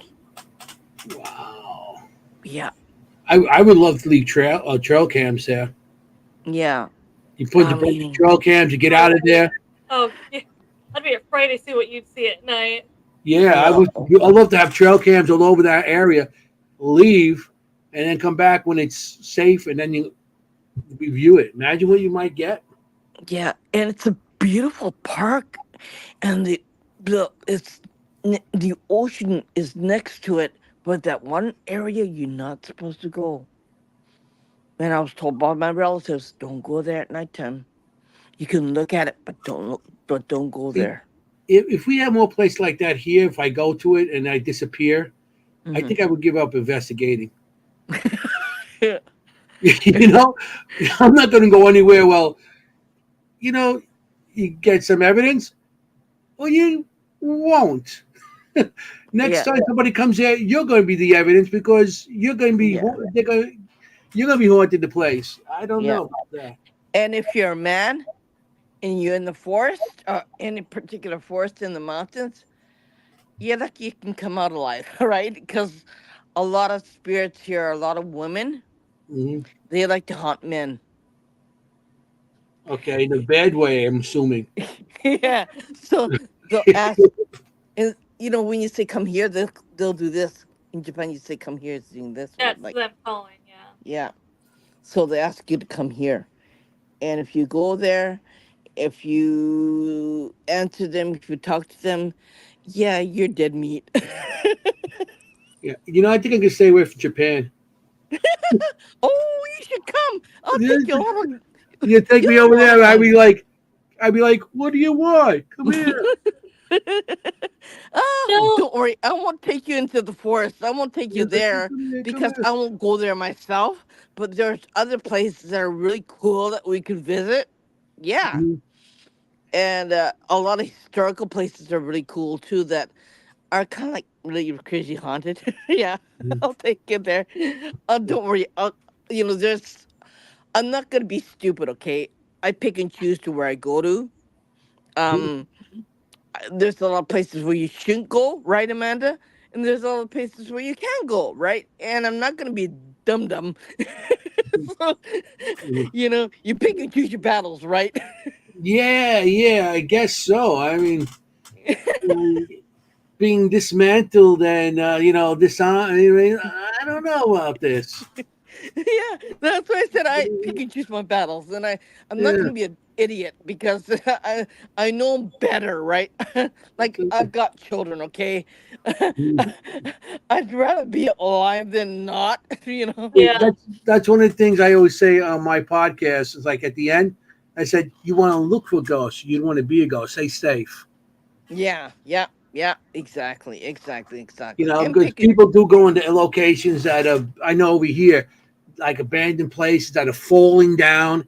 Now you go Yeah. in there by yourself. Nobody's gonna know where you're there. If anything No, happens, they're not gonna find you. no, no, no, no, no. And if it's really bad, like, how do you know, like, you're gonna be okay? And how do you know that something's not gonna get you? Even though, yeah, okay, I'm really good. Okay, I got this and this and this with me. I can see things and blah blah blah. Mhm. Yeah, so what? Like, do Mhm. they care? They don't care, right? Do you guys like Bigfoot and stuff like that? There, other We Yeah. cryptids. do. We actually do. It's ours is different. We don't have cryptid hunters, so anytime we talk to a cryptid hunter or a Bigfoot researcher, one thing we always say, and if anyone out there is listening who's a Bigfoot researcher or cryptid researcher, come to Japan. We have thousands, and no one's willing to research them. So Yep. no one is going to compete with you. You want Mm-hmm. competition? You have to bring your own competition. But I'm Mm-hmm. telling you, if you come here and you research them, any information you get is going to be new and groundbreaking. So yeah, keep that in mind. Oh yeah, we do Yeah. have our own Bigfoot. Yep. Usually out here, like I said, we have thousands. No one's researching them. So No. Irene can also tell you, if you research them, unfortunately, it might be just like a description of what it looks like and where it's located. Mm-hmm. Or there, if you're lucky, you might get another sentence or two about them. That's basically it, Yeah. because no one wants Yeah. to do like the whole ghost thing. They don't want to deal with it. Are No. they friendly? We don't know, because Yeah. they're just like, we see it and we walk away. Yeah. And So we they do even have our own. That's always yeah. good to know. Like you see Bigfoot, you walk away. You don't give a Yeah, Slim Jim. our Yeah. Bigfoot is only. It's only at any time it's been seen. It's only been 5 foot tall. Hmm. And Mhm. we're talking to another Bigfoot researcher, and they're like, "Well, that sounds like an adolescent," and we're like, "We don't know. Why Yeah. don't you come here and tell us?" Yeah. And like, yeah, the whole thing will be all yours. Like nobody's gonna steal it from you. Nobody wants to steal it from you, right? Nobody wants it here, right? And Yeah, we nobody's thought gonna about making research that it. ad, me and Irene. Yeah, Bigfoot hunter? yeah. Japan. Yeah. Yeah. No Come, one like come to you. Japan, where we got the most Bigfoots in the world. Yeah. We You're the got the most most cryptid. cryptids, we got the Yeah. most Oh, Bigfoots, we got the most everything. You know, like, gee whiz. And they even said that I heard a scientist, a Japanese scientist said, he even said that even probably Godzilla existed in Japan too. yeah, they think Godzilla actually existed, and he is living in waters around Mount Fuji or Hmm. in Mount Fuji. And the volcano. Yeah. Oh, really? So Yeah. you got to That's watch out for where Tokyo. that's where Godzilla came from, is that he was an actual cryptid back in the day. So you got to Yeah. watch out for Tokyo there. Like every I live Godzilla in movie, always Tokyo. destroying Tokyo. I live in Tokyo. Nothing. Yeah, The you only don't want thing no that Bigfoot. the only thing that's crazy is our earthquakes in Tokyo. That's all. Nothing else. Like if So it shakes. you don't want to see Godzilla walking down the middle of your street one day. Yeah, if the earth shakes, only Interesting earthquake. This is because oh god, this movies again. Yeah. any one of these creatures that people talk about, they and like all these legends, it came from somewhere. Somebody did see something. Yeah. Yeah. Yeah. So maybe they made it more than it was. You have Yeah. Godzilla, Bigfoot. I Bigfoot Those, doesn't mean, those scare scare us. me. We have Godzilla. yeah. And No, they're saying it's legends, right? But 90% of the stuff that comes out of this country are mostly legends, and a lot of people do believe in them. Like there's a fine line between truth and just like hearsay. But Mhm. yeah, if you ask older people about it, they'll say it does exist, and it's not a legend; it's the truth. Okay, yeah, That's that's all. creepy. Yeah. And that'd be cool. I mean, I want to see Bigfoot, but I've been invited on investigations with Bigfoot. I mean, but I'm like, oh, I would go with you. I would go, and then they say like, you got to park your car and walk 10 miles into the woods. Oh Walk yeah, 10 okay. miles? Are you kidding? I get tired going up 2 steps. I'm gonna walk 10 miles. I don't think so. Oh, you would hate shrines here then, especially the famous Inari shrine in Kyoto. Hmm. For some odd reason, most shrines have so many steps to go up to the top. It's Yeah. ridiculous. Is there the number of the steps? Does it have any significance with that? I don't know. Uh, it varies, but I know the one Kyoto. I don't know why, but it has 2,000 steps going, no, 20,000 steps going up. Hmm. That's just going up. 20,000 steps going up because we did that. And that was not. How It many You was gotta days be not does it fun. take prepared you? for that. How many Yeah. days does it take you to go 20,000 steps? Oh, You have to it, camp halfway up. well, luckily, Like, I mean, there is like there is a point you can sit at a point up though, which is Mhm. good. yeah. You need it. The temple that my relatives made is up the mountain. It's really weird. Like you have to walk up the mountain. Like and by the time I'm up there, I go, I Like, I don't know about that. That is true. I think they thought dragons. Did they think dragons were here once too, Irene? hmm yeah, yeah. Dragon. They got dragons. They got a big dog that protects dragons protects from evil. What do So you you guys have live in to the Game of Thrones? no Probably back in dragons. the day, it sounds like You we got had dragons, dragons, everything. It's like wow. But dragons, Godzilla, Yeah. Bigfoot. Godzilla could have been a dragon because he does blow, Well, lightning. But yeah, He could have been, yeah, just not yeah, flying. yeah. it's like yeah, So you that's got interesting. you have to put a dragon on the east side and one looking on the west side, so it protects your four corners of your home. So nothing bad, nothing evil happens in your home. So everything is like you protect your home. So you have dragons, you have a pile of salt, you got this, you got that, you got, and the outside of your house you have to have a couple of dogs uh on the left side and the right side of your house on the outside.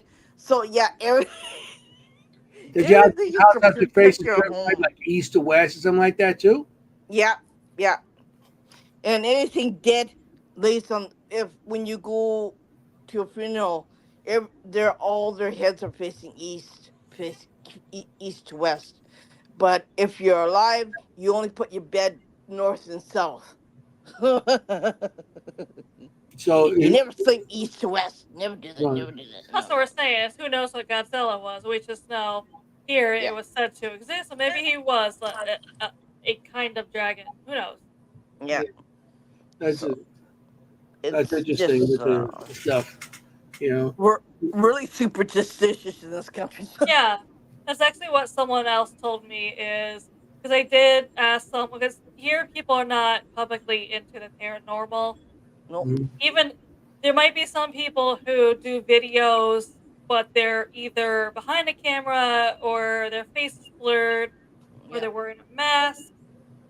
Mhm. And we've reached out to them trying to either network or be friends or something. I don't get a response. Irene says she gets a ha ha ha back. Oh, that's all they do. I go, Mhm. okay, that was helpful, really. Like, so there's only two of us.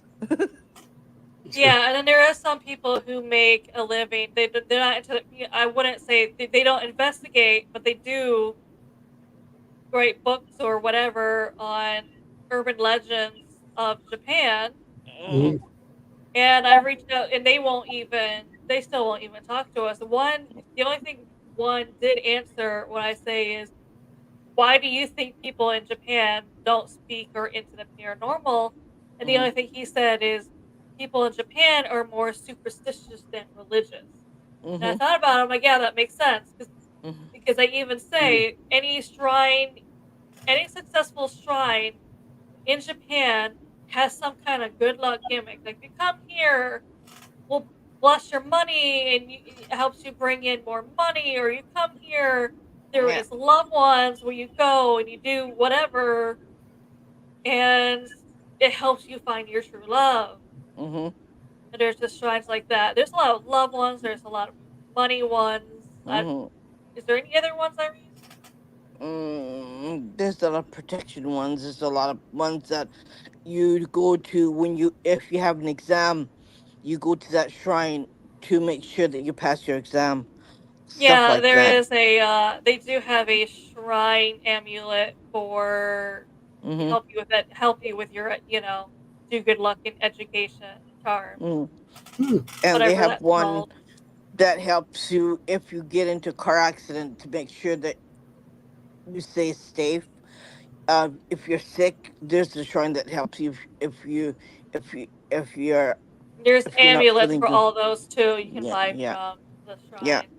yeah. Is there a lot of teams out by you? Is there a lot of investigation teams, or just No, it's few? just me and Irene who's public about it. Trust, that's the first That's thing. just When I us. first got here, one of the first things I did was, I'm going to book investigations in Japan so I can tell all my friends in America all these cool investigations I did in Japan. I'm going Yep. to meet up with the paranormal community. be involved in the paranormal community. I can't wait to make those connections. And I get here and I'm looking for it. She's laughing because I'm like, I found absolutely nothing until I finally found Irene on social media. And she's like, yeah, I know you didn't find anything because it's just me. Oh wow. The reason why I'm saying it's just me is because I'll come out and I'll tell you what I do. But in my home, around my neighborhood, I'm gonna keep my mouth shut. Hmm. Yeah, it's just Irene. She is the paranormal community. Irene can tell you, I mean, before she did this, that she lives in a haunted place and she tried reaching out to people to come help her, come bless her condominium, whatever, and no, absolutely no one would come out because they don't do that here. No. Wow. Over And here, everybody with K2 is investigating nowadays. yeah, in the K2 and meter. then It's like, oh, I'm an investigator. You yeah, know. that's why I said you move. That's where there's a lot of abandoned homes that are they're even government are trying to give it out free, and you see there's no rule where you just have to say it's haunted Hmm. to the real estate agent because you can't say that. No. So yeah, you just leave. And You it's no know, maybe guarantee. you're the only one. You're the sole survivor. Maybe there was Yeah, a lot of them, and they went to those locations, and they all disappeared. It yeah. could be. You could be Or the they only all one who didn't died. You're the only disappear, one Irene. left. All And the investigators. They were and right there weren't supposed to be yeah, at the there's no guarantee what you move is going to be haunted or not. So you need a medium to see if your property or the soil on the property is safe, the house is safe. Like, okay, Mhm. yeah, you actually need a medium to buy a house. Really? Yeah, like Amanda's place, she's got portals in her place, and yeah, she sees a lot of stuff too. And yep, I mean, if you want to see anything haunted, just go at your front door. Yeah. Boom.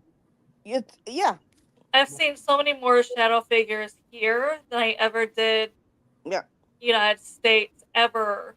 And the yeah. weird thing is here with shadow figures, and usually in America, if you see a shadow figure, is you either were lucky and caught it in a picture, or you kind of just briefly saw it inside your eye, or you saw it kind of run past.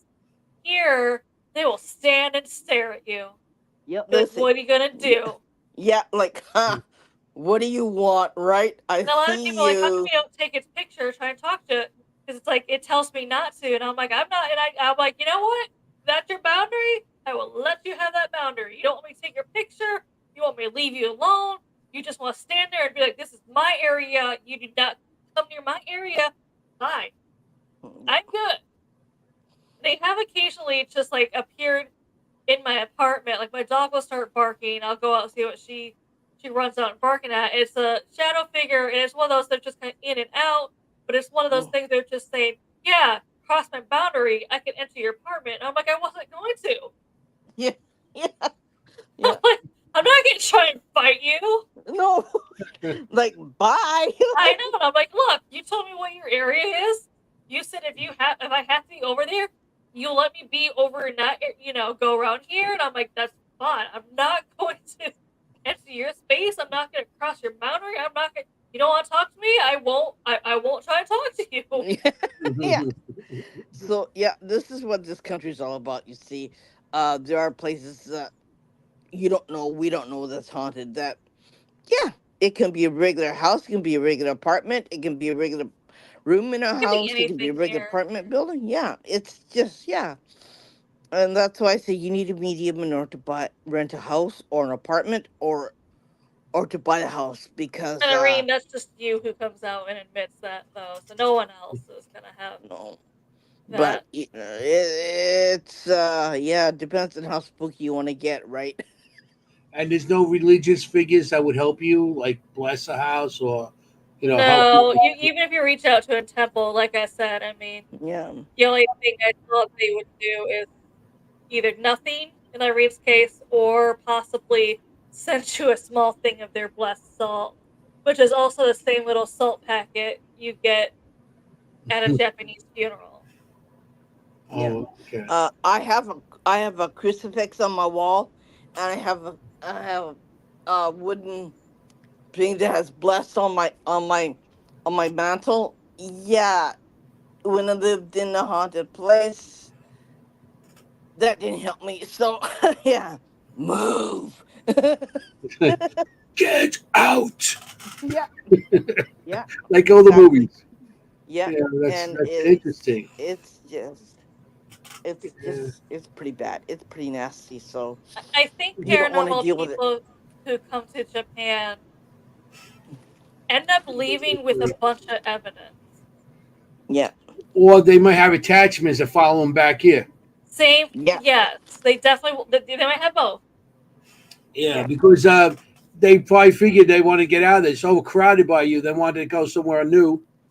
So, No, what a lot of these spirits would not want to come to America. That's No, the only because reason they why don't they want might the be. American way. Yeah, they might be attached to you because they don't like you and they just want to make you sick. Mm, But other than that, do they want to be in America? No. This is also no. why. So during the war here, Irene can tell you that a lot of the American soldiers, as trophies, would take samurai swords of hmm their victims, and the government begs for them back, not because it's a piece of history, but it has the samurai spirit attached to it. hmm Mm-hmm. And I think when they get to America, they tend to go more crazy because Mm-hmm. it's like you brought a samurai spirit back with you to America where they don't want to be, where they really Yeah, don't like. So imagine hmm your spirit is attached to something if someone brings you to the place you hate the most. yeah, That's what it is for them. yeah. And Yeah. they get angry, and they get really angry, and they start doing stuff that you don't expect a spirit to do. So they lash out, and say, "What do you expect, right?" Yeah. I mean, you bring an object back, whatever attached to that object, you're going to have that spirit coming back. And if they don't want you to have that object, they won't be nice about it, you know? No. No, no. They're gonna be angry. They're gonna lash out. They're gonna do all kinds of stuff. They're gonna start haunting your place. They're gonna start messing around in your home. They're gonna Yeah. start doing something to your family member. It doesn't matter. You know, they'll Even your lash out. animals.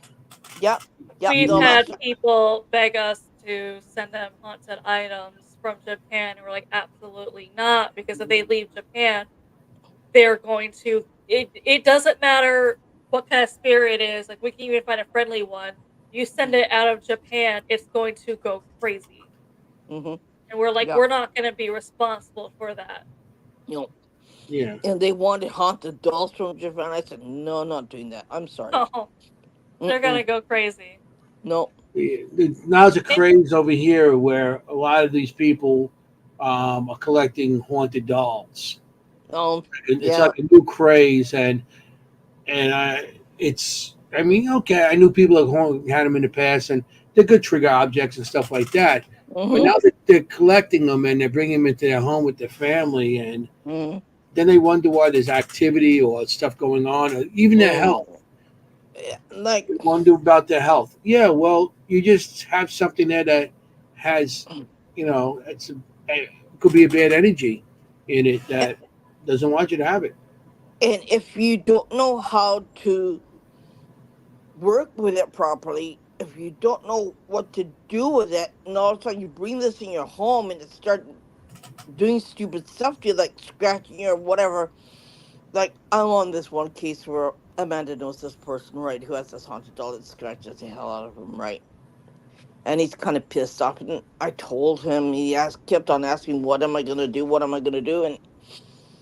And, you know, I mean, the spirit's not bad with me, but it's bad with the person who owns it. And I say, you should be having that in your home, right? If you don't know how to deal with it, if you don't know how to work with hmm it, you shouldn't have it in your home. That's it, hmm period. And people will say, I want a haunted doll. I want this. I want that in my home. Okay. Okay. Yeah. Yeah, Like, it's crazy. so I think the reason why a lot of people want the haunted items in their home is not only because it's a cool thing, but basically, I think the craze happened more after Zach opened his haunted museum in Mm-hmm. Vegas. All of a sudden, it's now the cool thing, and that's when more people started collecting haunted items. So they have like they're basically starting their own little small museum. Yeah. Yeah, I see that on a lot of the Paracons now. People traveling with haunted objects and stuff like that. Mm-hmm. Um, and it's, I mean, if you're going to put that in your car and drive No, from place even to Ed place, already didn't like driving with them because No. they would do stuff, even try and crash your car before. Yeah. Mhm. Yeah. I know the people even with the Annabelle doll, the regional Annabelle doll, they take that now on tour, and people could take pictures with it, next to it and stuff like that. What? Yeah. If that's so bad, you don't do that with these kind of things. No. There is a picture which irritates me that someone took with the Annabelle doll where they opened the door to her little whatever you want to call it and took a picture of them kissing its cheek. And I'm like, why? Why who let you do this, first of all? Is it Who is an original Annabelle doll? Because in the Conjuring house, they have a setup with it looks like the Annabelle doll, and Mm-hmm. they have it all set up like what would be, because I've seen that, and I've seen people opening that up, whatever and doing that's it, things. but still, but saying I'm kissing an Annabelle doll just feels really it still feels disrespectful. Yeah. Yes, I don't understand people well, it must have been a YouTube person because that's what Uh, they do. yeah, I think Or it's one they of want those. a thrill. They want the thrill out of their life. Like it isn't enough, so they want to do something stupid. To I don't know. Okay, whatever. Like I'm not gonna argue. Like Yeah. I mean, a lot of the. I'm not just saying. I'm not going to just knock YouTube people, but you no. got the YouTubers, you got the Instagram, and then you got people on Facebook sharing things and stuff. Mm, And like you said before, we were talking earlier. Like, you're looking at that, I'm like, why? yeah. What is that? Mm, You're looking for the thrill. You want people to say, hey, look at this person. Now, and then they become members of whatever mhm, on their page so I'm like, but certain dolls. I like I said, I know too many people that collect haunted dolls, mhm, and I got dolls in the back here. You see these? mhm, They're not haunted, but they're these Bella dolls called, and I put it. My friends had them. They actually talk and everything, and I use them as trigger objects on locations, mhm, and it was really good. The dolls actually say the words they're not supposed to say, mhm, like calling people's names and stuff. mhm, So I seen them on eBay. So I just do a bid on it just as a joke. Of mhm, course, I won. mhm. And now I got them. So I'll probably bring them on an investigation as a trigger object for kids. Yeah.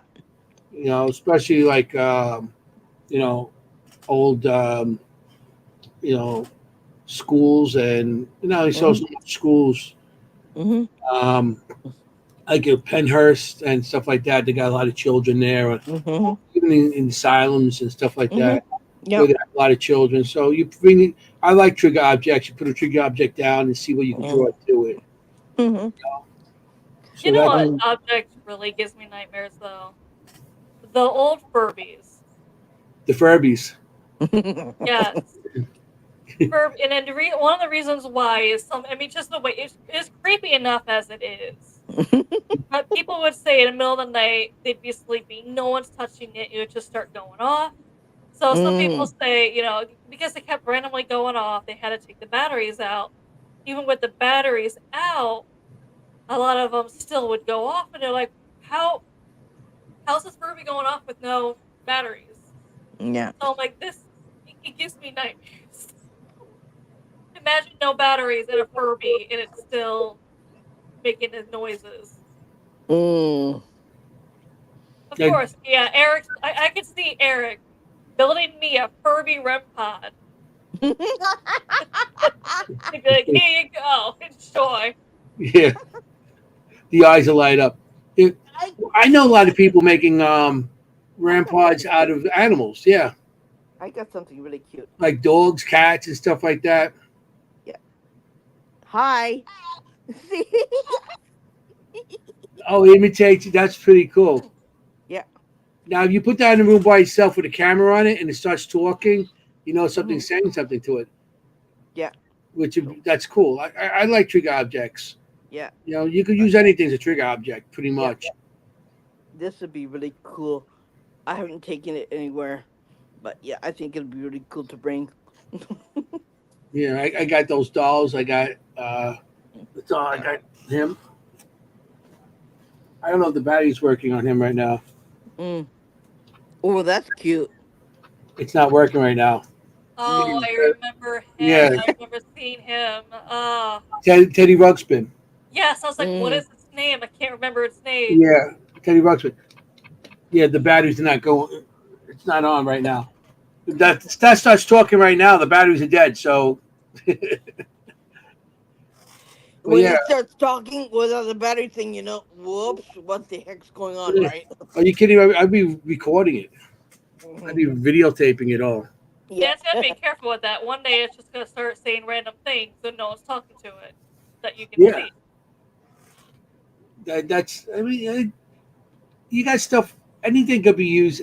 See, these people go out and spend a lot of money on No. equipment, and Yeah. they spend. And I was guilty too, and I got enough now. I just got what I want, and that's it.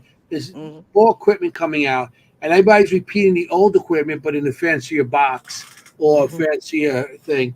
So it's the same thing.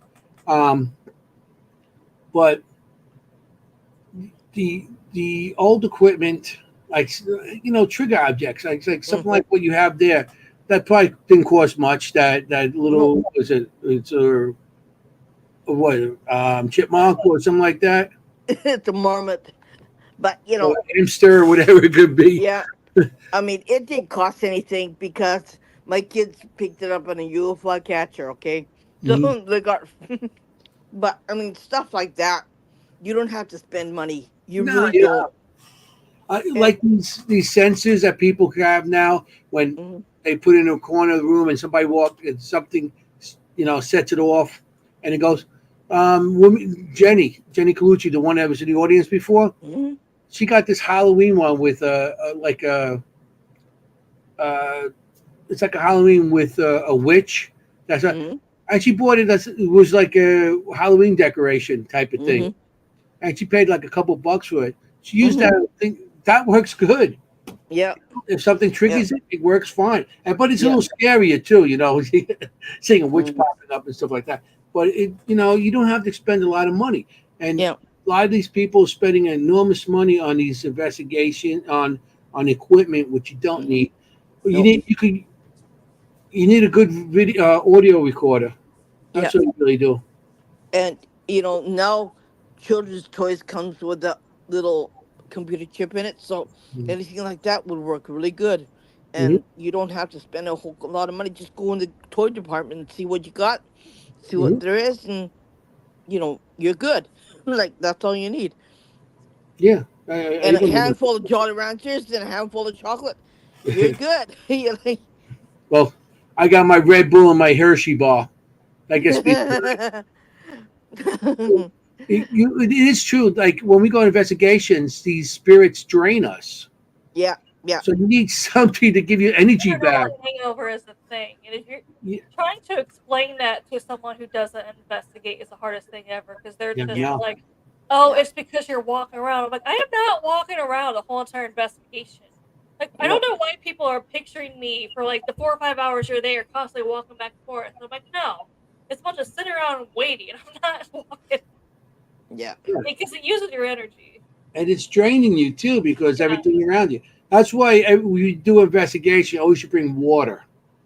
Yeah. just to hydrate, because Yeah. what they do when they take your energy, when they start draining you, Yeah. your water in your body is what it's also being taken.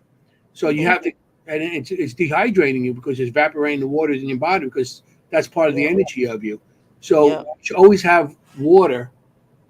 So when you do investigation, drink, Hmm. hydrate throughout the whole thing. Yeah. It's like a hot summer day. You're sweating and get tired and stuff like that. It drains Yeah. you. Same Yeah. thing. Investigation is pretty much just drains you a lot of Yeah. times. With the spirits and Exactly. stuff. Like after a residential, like I could be in there for 6 hours. I said, okay, I'm done. Like somebody else makes supper. Okay, I don't have it. I'm just, I'm, I'm done. I have to go to sleep. I have to take a rest. Okay, because yeah, I'm not gonna do it. Like I'm tired. But treasure objects could also be like chocolate or like hard candy Hmm. spirits, kid spirits, like those two. Hmm. Um, they like stuff like that. So it's always good to have something in your pocket so you can give to the spirit. So they'll come and they'll be more receptive to you, and they'll even talk to you. Yeah. So, Also, I on one investigations, and I now haven't done it recently, but I bought a photograph, old record player. mm-hmm, You plug it in, and I played old like Glenn Miller record mm-hmm, on it. yeah, You know, yeah, trigger objects, something that they yeah, could relate back to. If it's a certain mm-hmm, period of time, they could recognize more of a record player than yeah, a digital recorder in your hand. yeah, yeah, And they'll come to that, and then of course you might get AVP afterwards or something saying something, but it, I mean, trigger objects is one of the best things out there. yeah, exactly. And you don't need a whole lot of money No, to spend on it. no, Like that's the one thing about it. Like, yeah, you, A lot of yeah, those YouTubers, though, will spend like thousands of dollars on one piece of equipment just for that. And it yeah, but doesn't, just because it's thousands of dollars, I mean, it works better, especially trigger objects, just because, especially depending how old the spirit is, they might look at this piece of equipment, at the technology, and be like, what is this? yeah, hmm that's like you said, when you have an audio recorder, mm-hmm, and I go into a place where they have no idea what that is, mm-hmm, and I tell them it's a toy. mm-hmm, If you say you work, you might come back on. It's a toy. They mm-hmm, could relate to more of it being a toy mm-hmm, than a piece of equipment. mm-hmm. Speaking to this audio recorder, they have no idea what an audio recorder is. No, no, So you consider it as something that they would respond to better. A toy. yeah, This is a yeah, toy. Can you use it? You yeah, know, and that's how you do it. On one place I went to, I was getting no evidence. It was It was, matter of fact, it was Letchworth, the hospital I told you about, with the graves that they found mm-hmm, later on. And we're walking, and I have K2. I had a Rampart. I had all these things with lights on and stuff. I'm mm-hmm, walking around. I was getting nothing. I said, "Wait a minute. These are patients that were abused and tortured pretty much by doctors. And mm-hmm, they're left here. Let me get rid of this equipment. I'll just carry a recorder on me and see what we get, and maybe a camera. Have somebody at a distance. mm-hmm. To me, they see those objects sliding up and all that stuff. They might have thought of some kind of medical thing that's going to hurt them. Yeah, yeah, So that's yeah. they see you walking with all that in your hand. They're like, oh, we're saying what? Nope. After I did that, I seen shadows. We started hearing voices and stuff, Mm-hmm, because I guess they're more scared of me walking with these objects, thinking it might be some kind of medical mm-hmm. um, thing to Devices hurt them. hurt them. Yeah, Yeah. So that's and what yeah. yeah, and So, older spirits don't like cat balls. I mean, I had a spirit say, "Put that away. I don't want that." Okay, okay, I'll put it away. So I'm putting it away. I said, "Yeah, they don't like that. Okay, I just want to talk to you. Okay, okay, I'll talk to you. Like mhm. we won't carry anything around us. Like, don't worry about it. I'll just plain old talk to you, and yeah, we're okay." the cat balls. That's a big thing over here now. Yeah, Everybody has cat ball. And but then they put it down, and ah, I don't know. You know, yeah, the cat ball might go off, and that's interesting how it goes off and stuff. yeah. But I mean, doesn't mean that it's a spirit that's gonna tug at her Mhm. or play with it or even touch it. Right? It doesn't mean anything to me. No, So I just I'm kind of weird about that. Nah, I'm not gonna do that. well, but pretty much all equipment and any of the equipment we have doesn't Yeah. show there's a No. haunting somewhere. No. You know, you question why this go off. There's nothing in setting it off. No. You know, but you can't say, oh well, it's a haunting. Oh, my K2 went off. It's a haunting here. No. You know, so Doesn't it's mean not anything. equipment. You can have $1,000 worth of equipment. You still can't say this. You question why this went off. You try to find out. Well, it shouldn't have went off. I don't say it's haunted. I say it has activity. Mm-hmm. You know. Now, if you go to a place and stuff's flying all over the place, I Mm-hmm. think there's something going on there. There's a little Yeah. more haunting. But if Yeah. your K2 goes off or your rampart or Yeah. anything, I got this one at EDI Mm-hmm. that has like a multi everything on there. Mm-hmm. If stuff goes like that goes off, you're like, okay, what's setting up? And then you try to find out what set it off. But Yeah. you can't say it's a haunting. Yeah. I got something that Eric was saying. No, she He actually has sent one. me this. This is my REM pod. This is what he That's a sent to me. rampart. Yeah.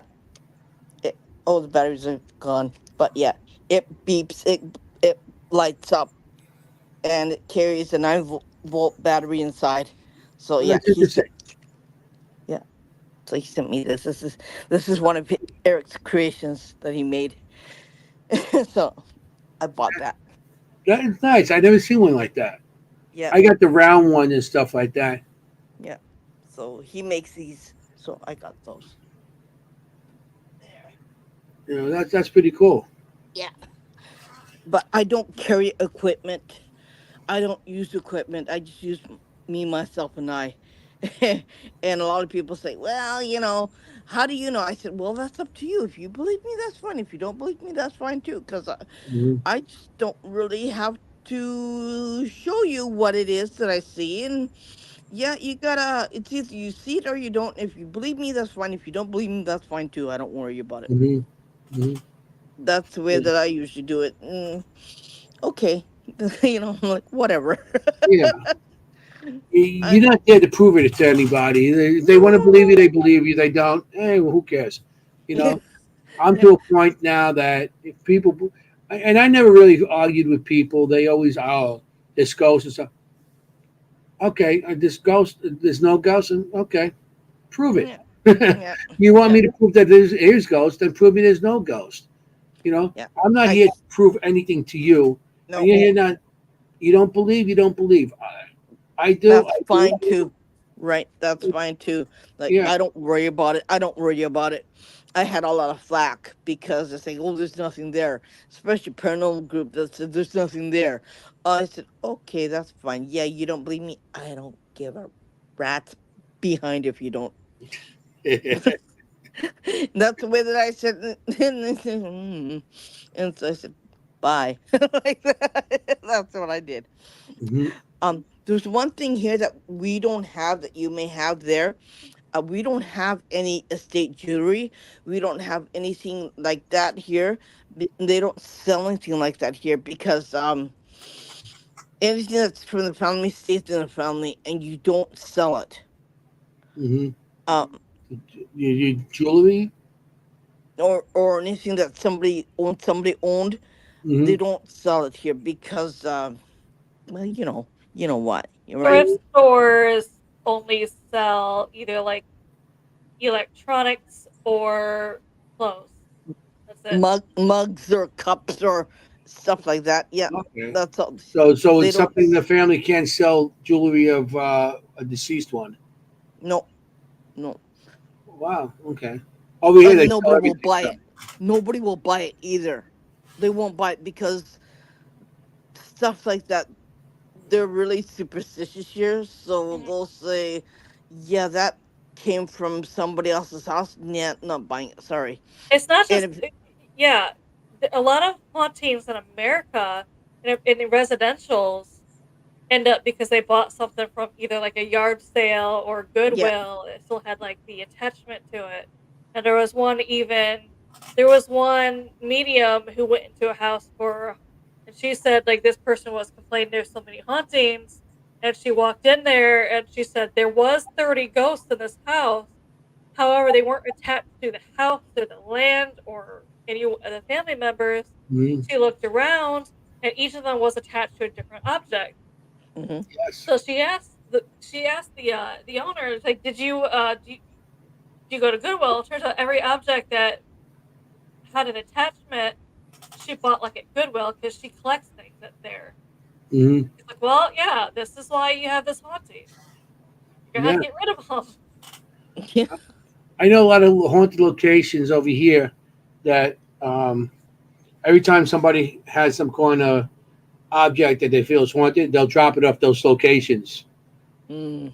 So they're adding whatever is attached to that object to the haunted location. Now that haunted location has another spirit that's part of it. You Yeah. know, a lot of people donating different items to location. We just did on my podcast the Montgomery House in North Carolina with a couple of friends, Mhm. and um, they showed me pictures of it because I was in North Carolina. I didn't do investigation there, but they showed me pictures of it, and I looked at it, and I see the organ Hmm. there, and I just look at the picture of the organ, and I seen like a old guy, like Italian looking guy with the hat, the old mustache and stuff. Hmm. So I drew it.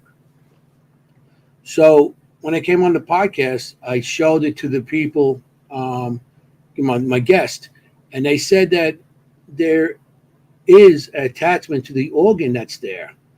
And I said the organ wasn't there, was it? And they go, no, the organ was donated, and that didn't have anything. That attachment came with the organ.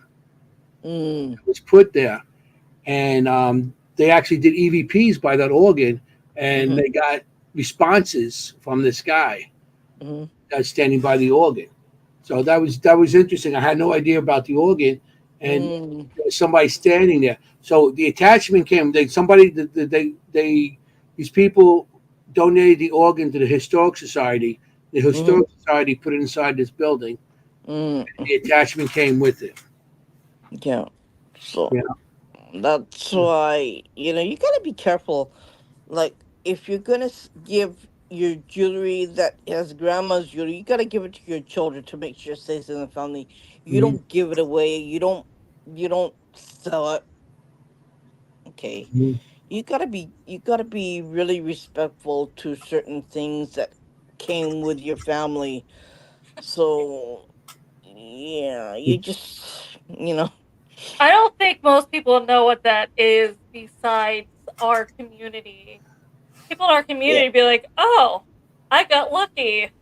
But Well, everyone else, I'd be like, "What?" Probably be like, "What is this?" Maybe well, not Yeah. electrician, EMF meter is not only for paranormal.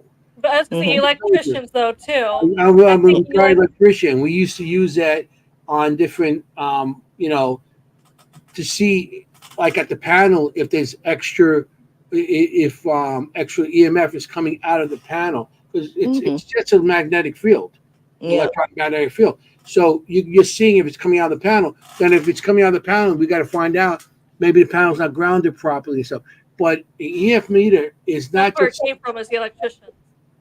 yeah, it's like not just to do with paranormal. It was Hmm. there before the paranormal, and Yeah. it was used for other things also. Hmm.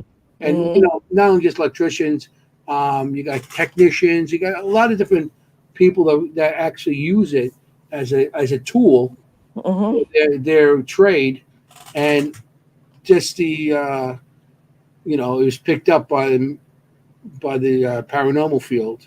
Yeah. You know, but yeah, imagine like a K2, you're picking up a old K2 or a millimeter at a Goodwill. Hmm. That'd I be mean, like interesting. I understand. I understand like the ones that we're used to seeing, but also like what Irene was holding in her hand, though, too. Like, can you imagine the fancy ones that they do make for paranormal, though?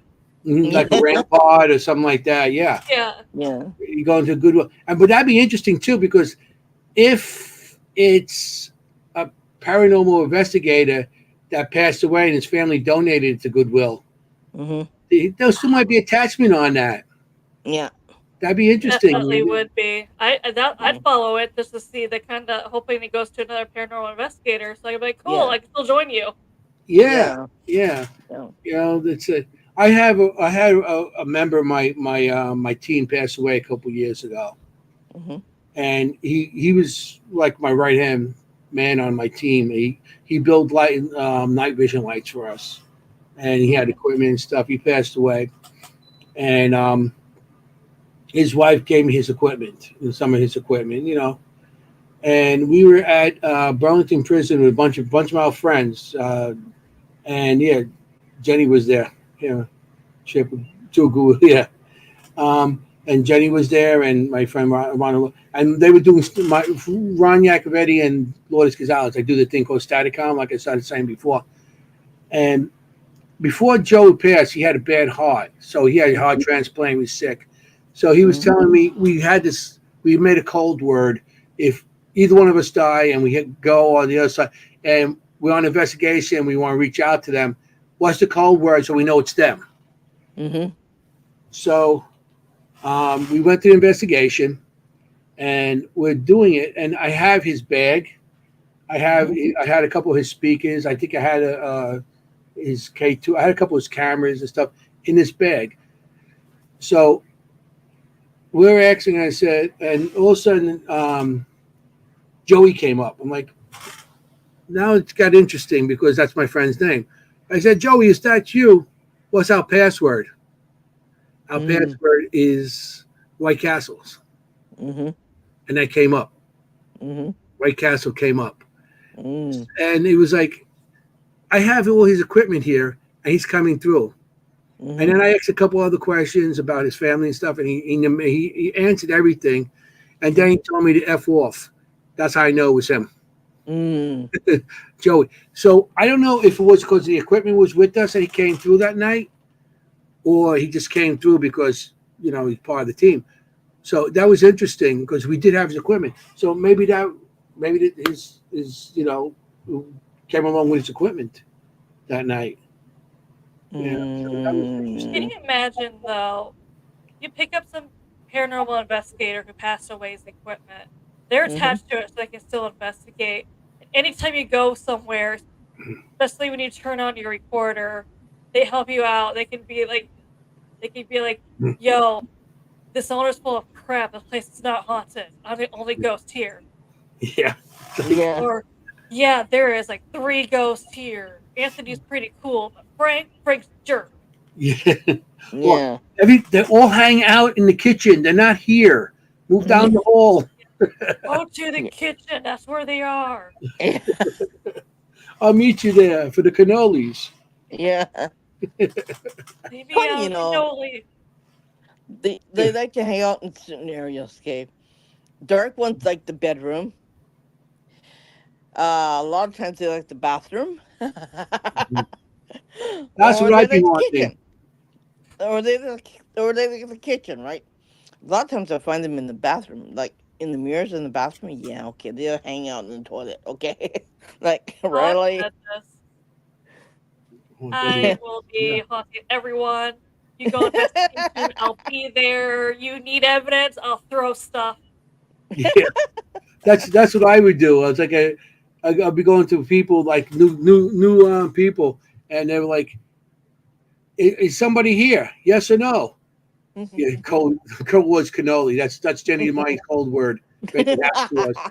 Cannoli. You know, it's like, is anybody here? 1 for yes, 2 for no, and then you hit no.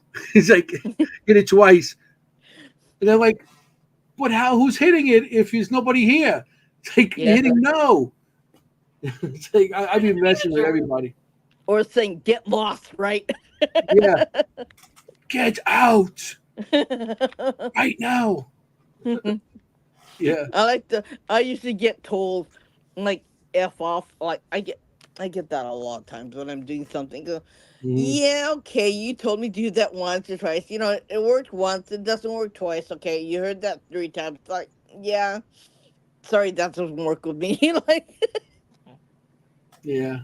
But I mean, that'd be interesting with the. Yeah. Like Jenny was telling, so I've seen her before. I guess we're going to be taking go road trip to a Goodwill.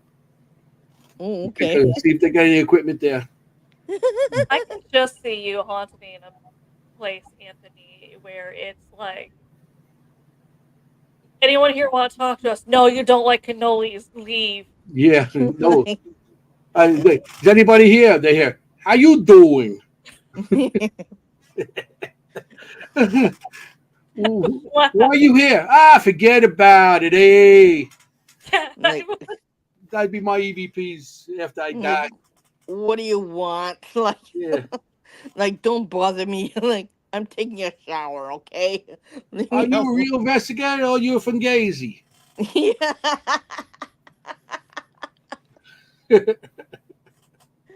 Oh, I that'd be didn't interesting. fight you here.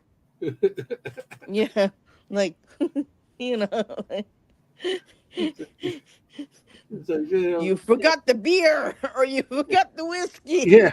Hey, you forgot the cannolis. Yeah. Leave the What with gun. Take the cannolis? cannolis. It's gonna be reviewed. That place is gonna be reviewed. Yeah, for some odd reason, everyone's gonna say the ghost keeps asking for cannolis. Please, just bring cannolis. Yeah. Yeah. He'll leave you alone if you bring him a cannoli. Hey, Yeah. forget about it. I promise I'm not gonna scratch you. Bring the colonials, okay? Yeah. You want better evidence? Bring cannolis. Yeah. Yeah. The more cannolis you met, hey, you get more information. You know what I'm saying? Yeah. Always Exactly. as a trigger Trigger up. object. Yeah. Yeah, that would be his. Yeah. Now he wants cannoli. Hey. Yeah, that sounds good. Wonder where we can get. Where can we get cannolis here in Japan, Amanda? I have not seen cannolis, and I'm like, I man, haven't seen one either. Dang, Yeah. I Yeah. haven't. I haven't even seen a soft pretzel either. no. Oh man. This is it's like everything here is like a walk for me. I just have to take a walk down the block. Everything is right. Yeah. I, you know, dang. Yeah, Jenny in the audience knows me pretty well. Like, Real Italian food. Matter of fact, when we went to Gettysburg, she was there. I told you her room was haunted. And she brought me 6 cannolis. Nice, huge cannolis. It was like, people come and see me now and say, here's a cannoli. I'm like, this is great. You know, it's like, hey, It's amazing we notice something and people just bring you cannolis. yeah. They bring me cannolis. They bring me shirts, say, forget about it. Or like Jenny got me a pen that says, how you doing? And, you know, I get all these little treats from these people. It's great. It makes me feel good. You know? mm, Makes it like I'm making a difference. now I'm getting hungry. Darn it. Yeah, we don't have. That's one thing I do miss is real Italian food. For some odd Yep. reason, when I first moved here, people kept sending me pictures when they go eat Japanese food, and I'm like, this. You realize I'm in Japan. I can go out and get something better for cheaper. I don't Yeah, Yeah. understand why people keep sending me pictures of. Look at my Japanese food. Yeah, okay. Compared to what I can get, that doesn't make sense. I'm like, send me pictures of other food. Then I Yeah. get jealous because you can't really get other food here, No, obviously. I'm like, cheeseburgers and stuff like that. No, not we get. not like American burgers. They're different here. Yeah. Onion rings are really rare. Uh, good pizzas are really rare to find too. Mexican food, forget it, you can't find it. No, yeah, not. I was gonna say we don't have Mexican food. We don't have real Italian food. No. And I was like, send me other pictures of that. Then I get jealous. Then you pick the baked goods because baked goods are different here too. I Yeah. can't go out and buy a cookie. I can't buy like an American cupcake. We don't have that here. No.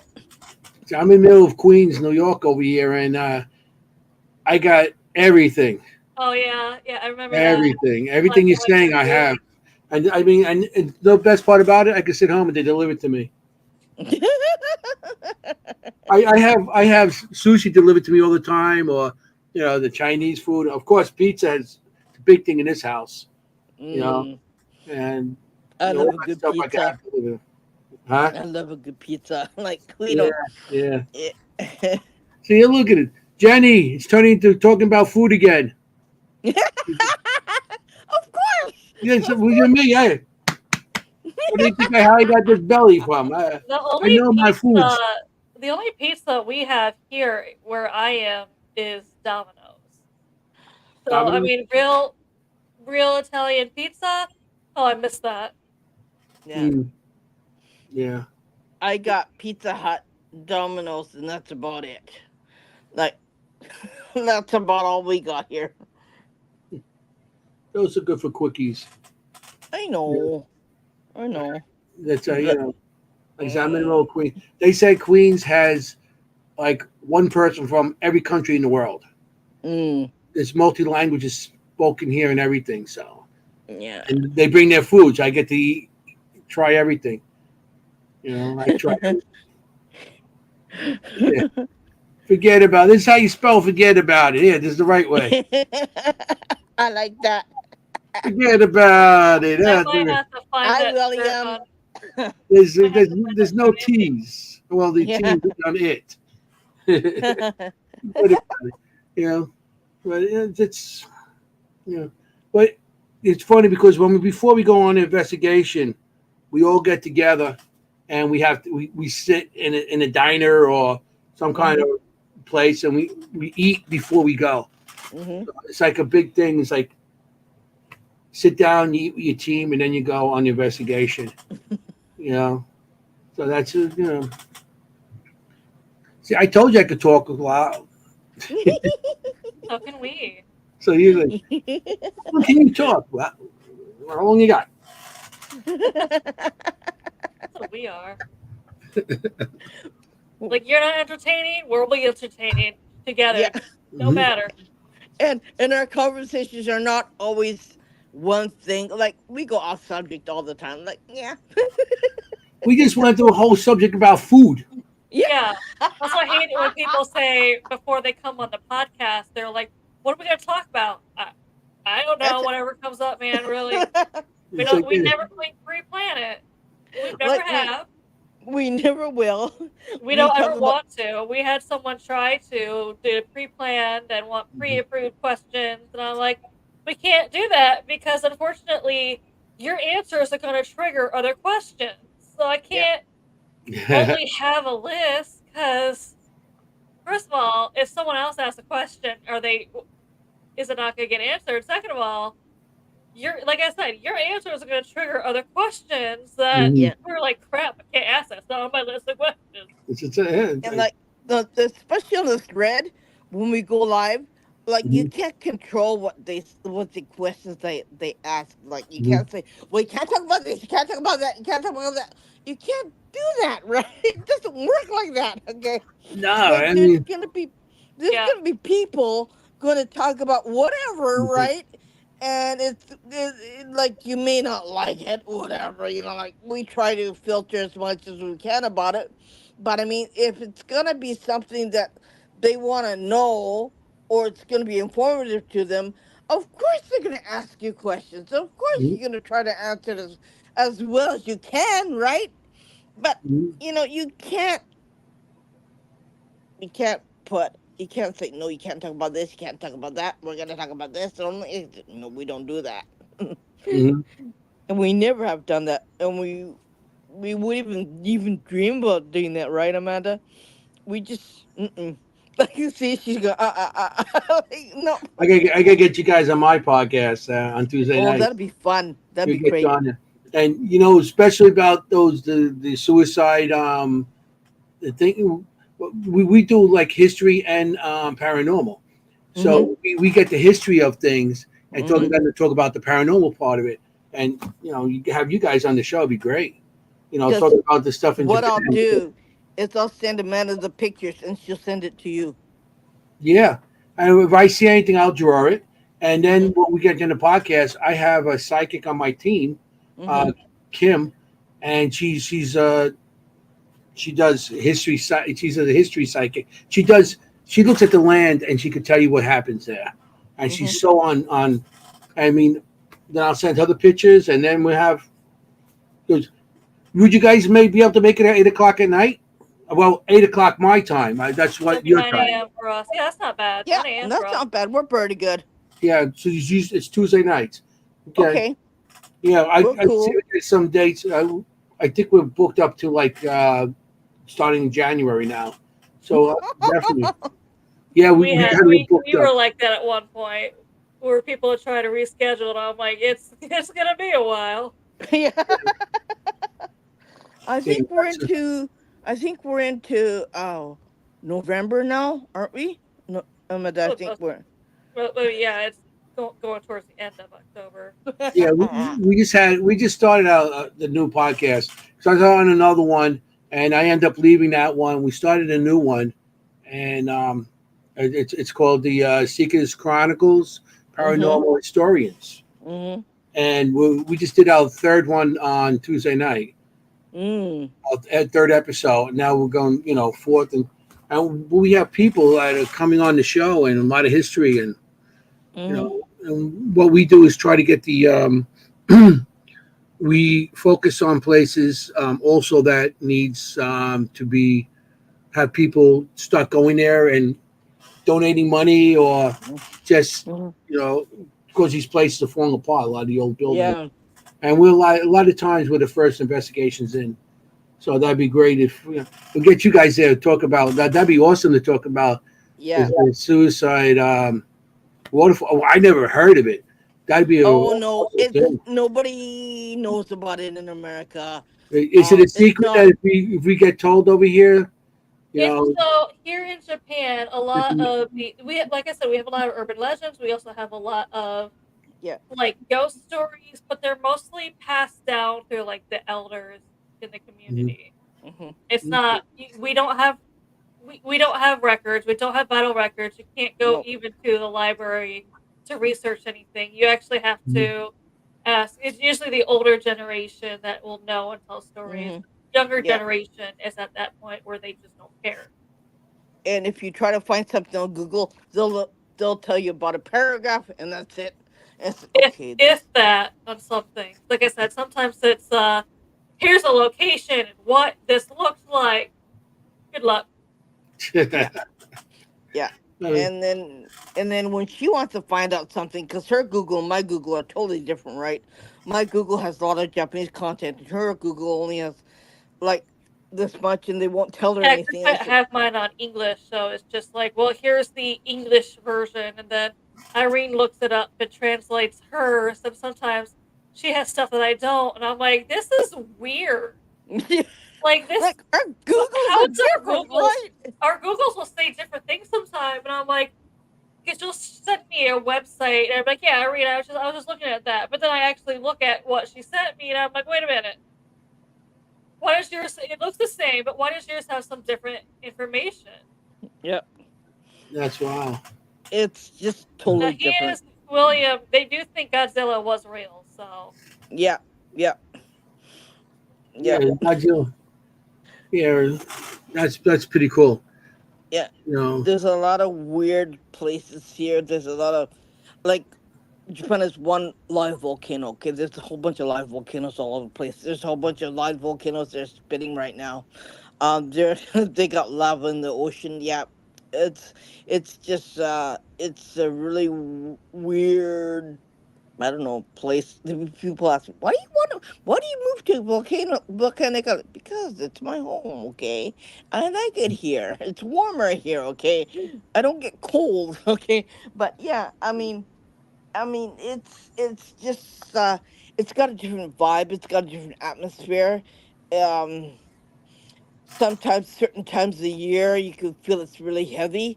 certain times of field you can feel the air is a little bit crazy. Yeah, but I like it here. That's all you need. If you want to be there, that's awesome. It's You know, home, it's home, yeah, it's okay? home. It's home to you. Yeah. Yeah, it's what yeah, that'd be great. I'm gonna sit down.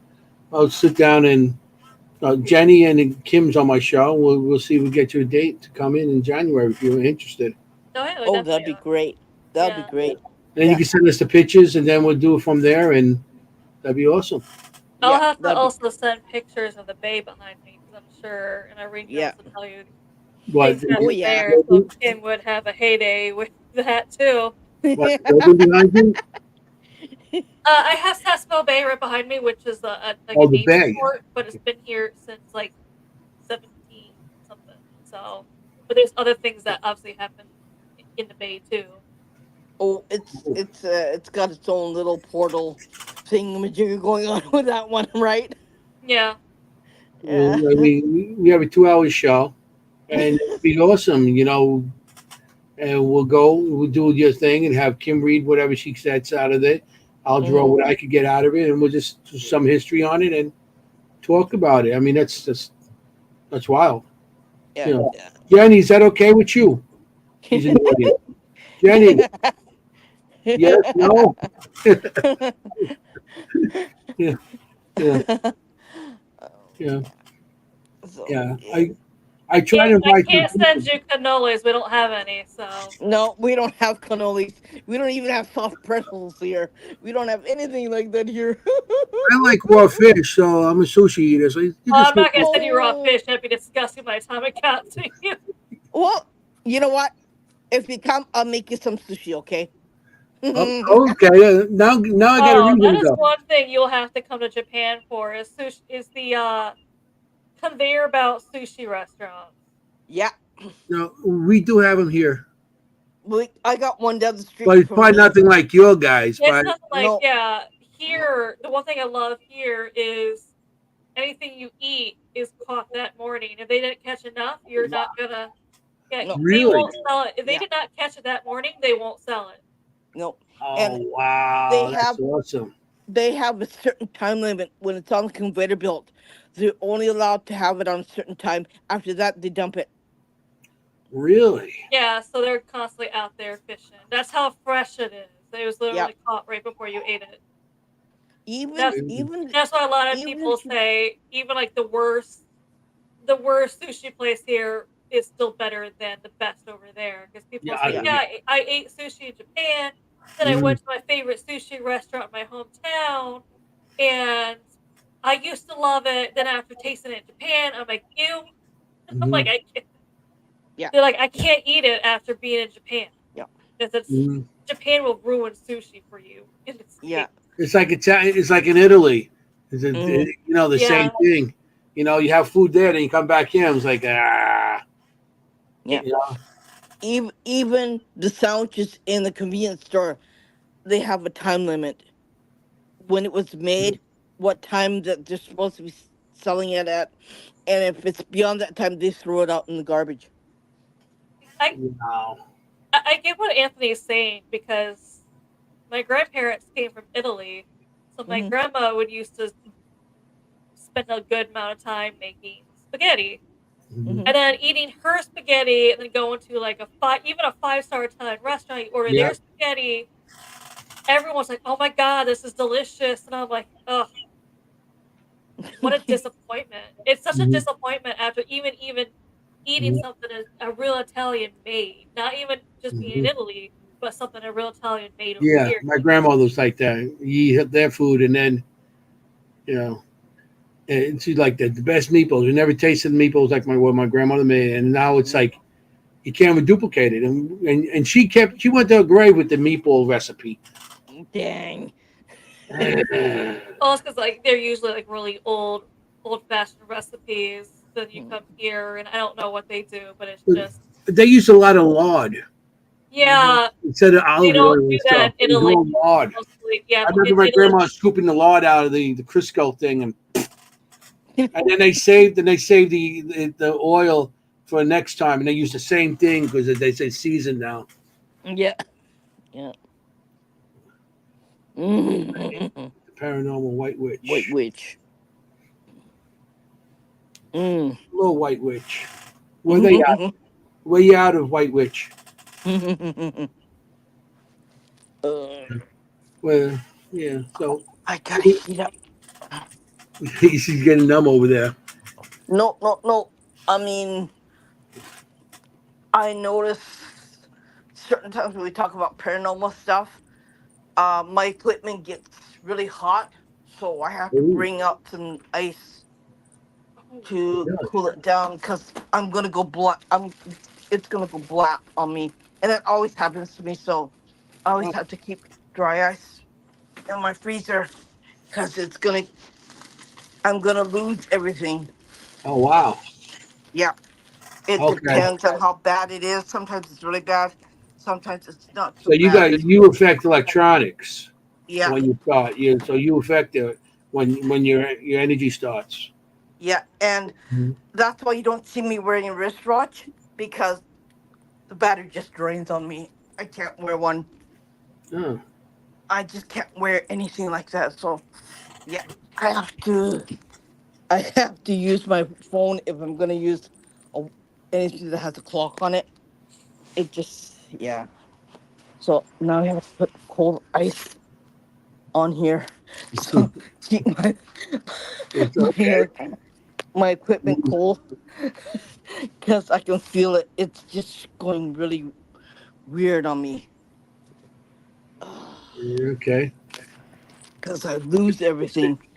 I even I even I even I even got kicked out so many times of this of our podcast. Like I'm okay. used to it. There's times where I'm in the middle of a story, Irene gets picked out, and a guest is like, "Oh," and I'm still continuing the story. And they're like, "Wait, you're not concerned about Irene? Yeah, she'll be back." And then all of a sudden she pops back on. I'm like, "Oh, you're right." I'm like, "Yeah, we're used to it. She'll be back." She'll be back. Sometimes it's so bad I can't come back, and I have to message her. I said, "Yeah, I can't come back. Like, let's end it." And she goes, "Okay."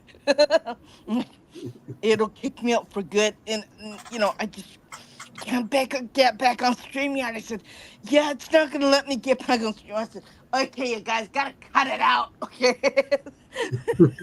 In order for me to come back, and yeah, it happens like that. Sometimes 2 or 3 times I get kicked out all the time, and I go, "Okay, yeah, you guys gotta stop it, okay? Leave me alone. Let me do this." Yeah, it's just something I'm so used to it, right? So, when you were in America, what locations have you done? See, I did a lot because like growing up, I lived in growing up. I grew up in Michigan. Then I went to Montana for a few years, and then a little bit in about the Scottsdale, Phoenix area in Arizona, and then for about 10 years, I lived in the Charlotte area before I finally came to Japan. So any locations that you did there that are memorable or There investigation? is there is a in South Carolina. There is a haunted jail where they also have like Civil War. Um, Is it called the old jail? it is a well, Old it's house? not one of the bigger known jails, but that's also why I went there because it's also a Civil War museum, Hmm. but it's also an old jail where a lot of violent things happen. But as a woman, you're more safe just because like the men kind of had a they're not gonna really hurt the women. They Mm. may, I mean, they I heard a lot of footsteps there. Saw a lot of, there are a lot of shadow figures kind of going in and out. A lot of faces. It's kind of like you'll hear a noise and also you see like a face looking at you. There was an inmate where you'll hear him and his name was Billy. He had his own cell where he even wrote his name on the cell. So they call it like Billy's cell. That's one of the more haunted locations there. Chester, Chester, Chester, Chester County, I think it's called. I had to Chester? look it up. Yeah. Some of the not so bigger places tend to be more haunted, though. Mhm. Mm. And I think a lot of people is like, well, I think it's because like with the bigger locations, they're Mhm. used to all the time people coming in Mhm. asking the same questions, so they get tired. Not some known places, they're like, oh, someone to talk to. Let me go bother this person. Mm. But there is also a place in near Charlotte. I used to try teams, or try different teams to see if we mesh well, or Mhm. even to train new people, because it's a safer look. It's extremely active, but none of the spirits in there were violent. So Mm. even if I had to sit in a room alone, or even sit in a building alone, I felt safe.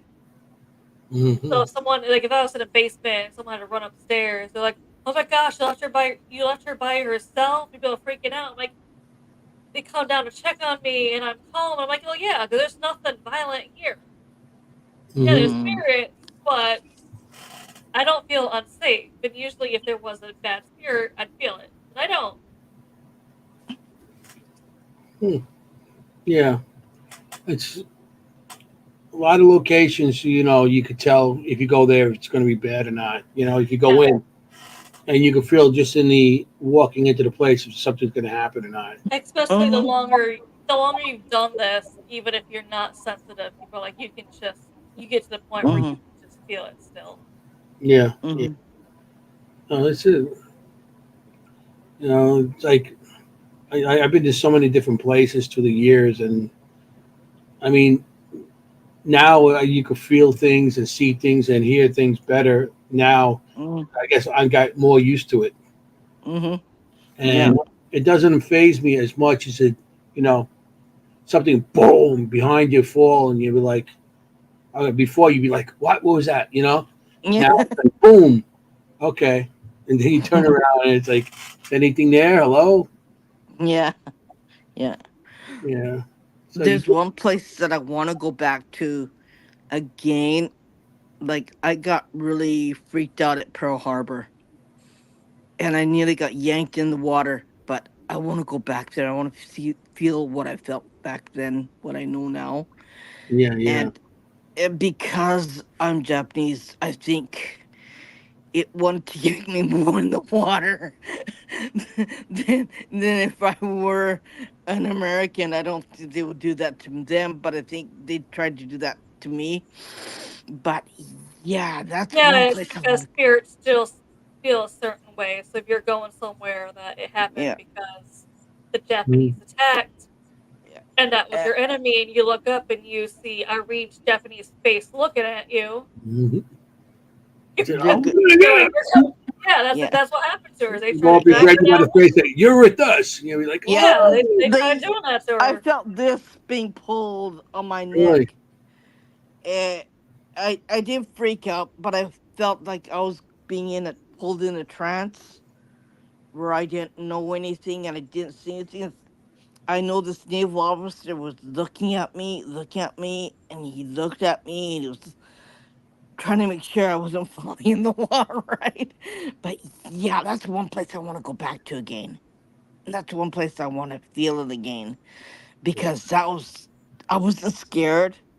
I was really calm, and it was a beautiful sunny day, and yeah, I want to feel that again because I Mhm. think that to me it was amazing. It was really cool. And not in the right way, right? No, but this is cool. Yeah, it is. Like when you see that, yeah, I think, for me, they're saying, "Oh, you're crazy, right?" And I said, "No, yeah, I kind of am. I kind of am crazy, right?" But it's what do you call it? Um, it's if you had the equipment there, you'd be like, record this, record. If, Yeah, just when you're on vacation, you kind of never thought about that. Nowadays, you're looking I back at it. do. Yeah, I'd go back, but now I'm gonna be prepared with equipment. yeah. When I go on vacation, I got stuff with me. I got a bug out bag. So if I want to go, I just pick it up. Everything's in the bag. Let's go. Yeah, like back then I was only 25 years old, okay, compared to how old I am now. Anyways, like I think you and me are almost the same age, like right? Well, I'm 62. Oh, I'm 61. So we're the same age, pretty much. Yeah, yeah. Yeah, So you're younger. You're younger than me. See? I was gonna say Irene's bragging that she's younger though. You're younger. no, You're I'm younger lady. not. You're young. Younger woman. But I mean, back then I was only 25 years old. I knew I had it, but I really didn't use it. Hmm. Eh, like like, yeah. Yeah. But yeah, I mean, I want to go back. I want to feel what I felt back then, and Hmm. it's got to be something cool from you. Okay? It's for me. It's really wow. Okay, let's do it again. Yeah, I mean, that's. Remember those some of those ships are like actual coffins. Right? There's still Exactly. there's still sailors down there. Yeah. Yeah. I They're went. trapped and left. I went to a history museum. They brought those artifacts from the Japanese Yamato battleship where Americans bombed and it's under the ocean, right? They brought Hmm. up the artifacts from the ocean. I said, my husband was walking through it like he's dense, okay? He doesn't feel anything. I said, do we have to walk here through here? And I was crying my eyes out. I said, I don't want to do this. I don't want to do this. And they had a picture of this sailor, his and all of his clothes that he wore, and I said, oh shit, we're gonna do this again. I said, nah, I'm not doing my husband. See, this isn't as cool. I said, yeah, okay, I don't like when are we gonna leave? Like, please, no. and, like, and I had to, and they had seats out in the middle of outside the museum. And he said, "What are you doing sitting here?" I said, "Yeah, I'm done. I'm good." Like I see all these soldiers, I see all these sailors talking to me through the picture. I said, "Do we have to do this? Do we have to do this? Do we have to do this? I don't want to do this anymore. Please let me just sit down." And this museum is next to port where they made battleships. And yeah, it's a sunken battleship. And the real crazy stupid thing that I saw was in the display case they had a doll. I said, now the doll's haunted, okay? Because the artifacts from the museum they brought up from the ocean was haunted. So the doll's haunted. I said, crud. I said, crud like this. And I started running out of there. I ran out as fast as I could. I said, not doing this. Like, even though I could have, I said, no, I'm not doing this. And all of a sudden, I started feeling like, oh, my back hurts, oh, my legs hurts, oh, my knees hurts, oh, everything hurts, oh, my neck hurts, oh, I can't breathe. And I started feeling the effects of how they felt. And I said, yeah, I mean, I gotta go and have a cup of coffee. Coffee grounds you there. Oh, God. Because I said, yeah, we're not gonna do this, okay? I said that we're not gonna do this, okay, today. I'm just walking here around here as a tourist, okay? And they said, no, no, no, you gotta hear what happened to me. God, like this and this happened to me. I said, okay, I'm gonna pretend I didn't hear it. Like you, for me, I hear everything. And I Hmm. said, no, I'm not gonna do this. Not gonna do this. Please don't do this. Yeah, it was pretty bad. We spent 4 hours there. I said, can we go now, please? And I said, no, I like this place. This is interesting. He said, no, it isn't. And I hate Affected that. differently. I hate that when they bring up stuff in water, especially if it was bombed and it becomes haunted, right? Yeah, of course. Something's Mm. going to attach to it. Especially like the other one from the Titanic, right? The meaning museum. Of course it's haunted, right? Of course. There's going to be something, some sort of activity Yeah, going on. think, right? Mhm. So, and the people, those items they brought up, some of those people actually died. Yeah, and then And then I heard that there are fingerprints on the glass. That happens because there are children who died, and yeah, there's spirits with that objects, and yeah, yes. I know it's interesting. I know it's something that we could learn, right? But yeah, I mean, I mean, yeah, not cool. Like, especially for us, if we can feel it, we can see it. For us, it's different. For the regular folk there, like, yeah, they don't know, right? Okay, they're gonna say, "Oh, that's cool, that's cool," and for us to say, "Nah." For us to say, "No, we can see it, we can feel it. I don't want to go there." Like, mm-mm.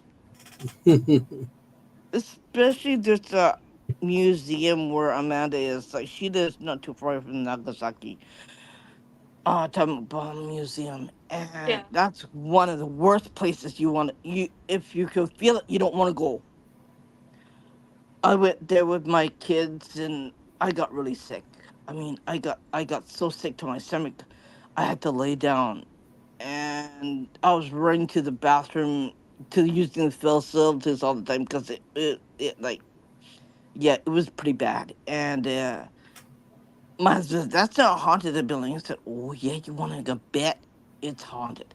And they have all kinds of stuff that they brought that were melted from the atomic bomb, like plastic stuff and doorbells and stuff like that. And Mhm. when you go in there, the air is different. And they made replica places of the walls and stuff like that. And they had all these other objects that they brought in. They had books and everything else like that. I said, mm. And then I was gonna buy something. I said, no, I don't think I'm gonna buy anything there. Nope, because whatever's in there should stay in there. It should come home with me. So I didn't buy anything. I just, yeah, I had trouble. Like, we stayed there for 4 hours. I said, "Can we leave?" Like, I don't feel good. Like, I was turning green. I was turning white and green and all the colors of the rainbow. I said, "Geez, I don't feel good." And my son saw me. He said, "You're okay?" I said, "No, I don't. I'm not okay. I'm sorry." They have letters in there of doctors. They have pictures of patients who were burnt, and oh, it was just one horrific, terrible place that you don't want to go. And yeah, you have to have a good constitution. You better not be a touchy feely person if you're gonna go there, because it's gonna bug you. And it depends on how bad you feel it and how bad you see it. It's gonna hit you like a ton of bricks, and you don't like. I said, "Let's get out of here really quick." So as soon as I left, I was okay. But when you're inside, it's a whole different ball game. Yes, sir. Places like that are really horrible haunted. And where she is from, the first um Dutch ship, the first Spanish ship came, and they traded with they tried trading with Japan, and that's the first place where the boat where the ships came to. And they have a lot of uh shall we say, things that you don't want to talk about. Like, they had the first Christians came to Nagasaki, and the first priests, the first brothers came to there. So um they crucified the priests and the 24 Christians who follow them on a cross. So you want to practice your by God, you're gonna die like Jesus Christ. So they crucified them to the cross alive. Oh wow. Yeah, until their bodies rotted on the cross. And the brothers that they saved the bones, and they're in the church in Nagasaki, and they're preserved in. I got a picture of that one too. Ooh, I know I was supposed to take, but I took one. But I don't care. It's part of history, okay? Yeah, and it's freaky, creepy too. So yeah, they have the places like that in Kyoto too, where they crucified the Christians in Kyoto also, and it's in a hill, and it's boarded off, so you can't go in there. but it's really haunted too. That one is really freaky haunted. Yes. And they, in order to appease the Christians who died, who were crucified, they tried to bring in some statues of Mother Mary and Jesus Christ, and the hands and the eyes bleed blood. Wow. Yeah, and it's not too far away from the shrine that they build next to it there on that same area to appease the dead also. So yeah, go figure, right? That's. I mean, you got a lot of stuff there that can be haunted. It is extremely haunted. That's why they put "do not enter." I even showed the picture to Amanda when she went to Kyoto. I said, "Yeah, this is the place. This is the area, and this is the map of it." And I don't even think you even went there, didn't you?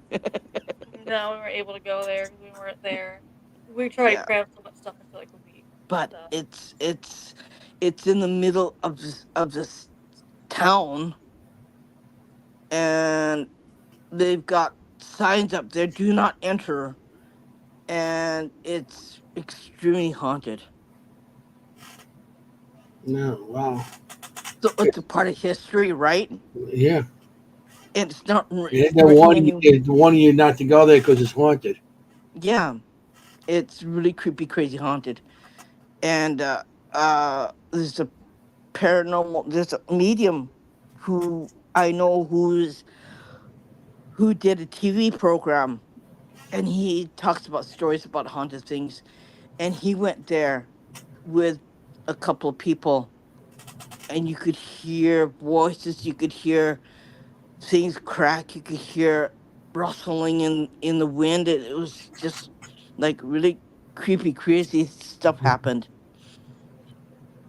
There's a lot of things that happen in this country that nobody wants to talk about, right? Well, we get you on our podcast. You can talk about it. Yeah, that's why I only went this far with you. Okay, we'll talk about more later on. Yeah. Yeah. Yeah. They Yeah. Well, Irene, they is there besides here in Japan, besides building a shrine, is there other ways to appease the dead, or is that basically it? uh sake is usually used to purify. So if you have something that came in your house, you get rid of it and you drink sake to end the the the thing that came in your house. They don't believe in crossing it over, so they kick it out instead. Me, I'm the other way around. I believe in crossing it over and bring it so they can have peace. But here they don't do that. Yeah, Uh, there. I mean, if you have items, though, I know there is shrines that will, especially ones with like, or yeah, shrines that have that just have like a priest or something there. they They burn have it. some ritual where they burn it because I know there's the one I just recently. You saw the pictures on my Facebook, Irene, of the shrine I just recently went to. Mm-hmm. They have a ceremony where they burn things, but if you also Yeah. can't go there and drop it off, I can go on the Mm-hmm. website, order some certain whatever size box I need or boxes, Mm-hmm. have it sent to me, put the items in there, and have it sent to them where they can include that in the burning ritual. So it's Yeah. they burn. And they have a priest there who will bless the items and have a big controlled fire in a wooden square box thing, and they'll set it on fire, and they'll give it back to the earth. hmm. There's a lot of places where you like sometimes people say, well, you could pour sake on on a headstone in Japan. No, you don't. You only pour water. You don't pour sake on it. Um, sometimes you don't. There's things that you can't do and can do. You have to be careful of what you do, how you do it. It's like there's a whole set of rules when you come to this country, when you live here. Like I imagine too. I got them down in my head. Right? Ooh. Even when you eat, you have a set of rules when you eat. How you eat, you Really? do. Yeah, Yeah, if you gotta step away or put your food down or whatever for a moment, you don't leave the chopsticks in your food because that's you offering it to the dead. yeah. That's the only time when you give it to the funeral, right? And you Yeah, feed the dead. You also give the dead something to drink. Even a pet who died, you make sure you wet the lips of your pet and of the person who died, so they can, when they go to heaven, they won't be so thirsty, because they walk along the river to go to heaven, and it's grueling. It's hard, and you want to make sure they have something to drink. Hmm. It's just a I think they appease the dead more here than they do anywhere else, right? I know the cemeteries over here. There's Chinese type of cemeteries, and certain times of year they actually leave food on the graves. Yeah, they do that here in Japan too. Do they? yeah. That's on my birthday. Would you believe? The Day of the So I Dead meant, is in July here. yeah, July is the more haunted month in Japan than October. yeah, Really? yeah. Like the only Uh, reason why Halloween has recently even come to Japan, it's mostly celebrated in Tokyo and Osaka, not the way America does, but more of the drinking and partying. But the only mhm, reason why they even have somewhat a Halloween up in those two places, it's because in Tokyo it was the Tokyo Disney that brought it. Then in mhm, Osaka they have the Universal Studios Japan. mhm, So Okay. obviously those two things being tourist locations, they do like a Halloween thing at those two amusement parks. That's why it's mostly celebrated mhm, in. That's why it's mostly celebrated now in Tokyo and Osaka compared to mhm, unfortunately not trick or treating or not. You can't go out and buy like spooky decor or anything, mhm, or as I call it, new home decor. But it's because they just the two things of Japan they love to do is dress up and drink. So when they mhm. found out there's a holiday where you can dress up and drink, that's the part of the Halloween that they took was I'm gonna dress up and party. Yeah. Okay. Means there's something Christmas, over there they like of us. Yeah. Christmas You're like, wait, I time can dress too. up and drink? Yeah, okay, let's do this. Hey, yeah, I'm all for that. Christmas time. That's the part they took. Christmas time too. They dress up. They they go out and they see illuminations in certain parks. They have a big, huge thing where they light up the park and they light up certain areas in Tokyo. I think that's what mostly And celebrates it though, yeah, is the two amusement parks. yeah. Besides the big party and that the big intersect what are that big intersection? The big Um, party sh- there though. Like I said, they yeah. just dress up and drink. Hmm. Shibuya Crossing. Yeah. Yeah. Okay. Yeah. Wow. I mean, yeah. But it's cold. It's cold in the wintertime. I don't know why you would want to Yeah, do but that. they're drinking. You think they care? Jeez. Oh my god, Rainy, you forget they're out there drinking. Uh, it's freezing cold. You gotta have woolly underwear when you do that. Long Johns. Damn. Yeah. Yeah, I mean, it's cold where she is because she's next to the um Japan seaside, right? Because her place is near the water, and you get the yeah, it's you get the cold wind from the ocean air, and it's really cold. I mean, man, it's cold on her side, and houses don't have heating here, right? So it gets really cold in the wintertime. There's no heating. No, we don't have central heating here. Central AC or central heating, no. No, Really? no, it's cold. It is cold. It's either really cold or really hot, right? Oh Uh, wow. Summertime, she's baking. I'm going.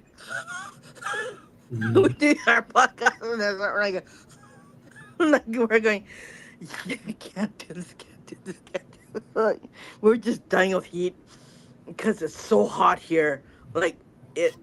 You haven't seen the word hot when you come here. Yeah, it's like swamp ass times three, right?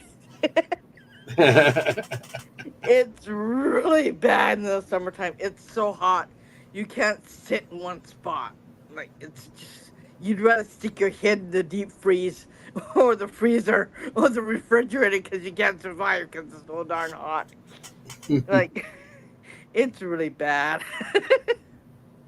Like right now, I'm boiling. Right, I'm baking right now. It's It's 50, it's for 53 me. degrees here, and I got my air conditioner on right now. Uh, yeah, like I mean, it's hot. Well, it's not just hot, but it's really humid here in the summer. Like when I say humid, you get a huge dehumidifier, and I swear in less than half a day that thing is full. Yeah. And I don't even think it's enough. Like Irene can tell you, I don't even think those are enough because you can have one in every room. Be Mm-hmm. constantly dumping it out to empty it and put it back. I don't think it's enough because still, it's still so humid that Yeah. mold grows so fast. If you don't clean up right then and there, mold's Mm-hmm. gonna be there the next morning. Oh Like It's wow. bad. It's I've so got mold. I have yeah, never seen mold grow so fast from anything yeah. in my life besides It's being here. bread. You can't leave it out. Either if you do, you have to freeze it or put it in the refrigerator because it's gonna go bad. Good. That is the one Yeah. thing I don't like about living here is I can't really have I can't have bread for a sandwich because even on the expiration date it's only for a couple days and it's one of those things where I'm like I can't eat a whole loaf in a couple days.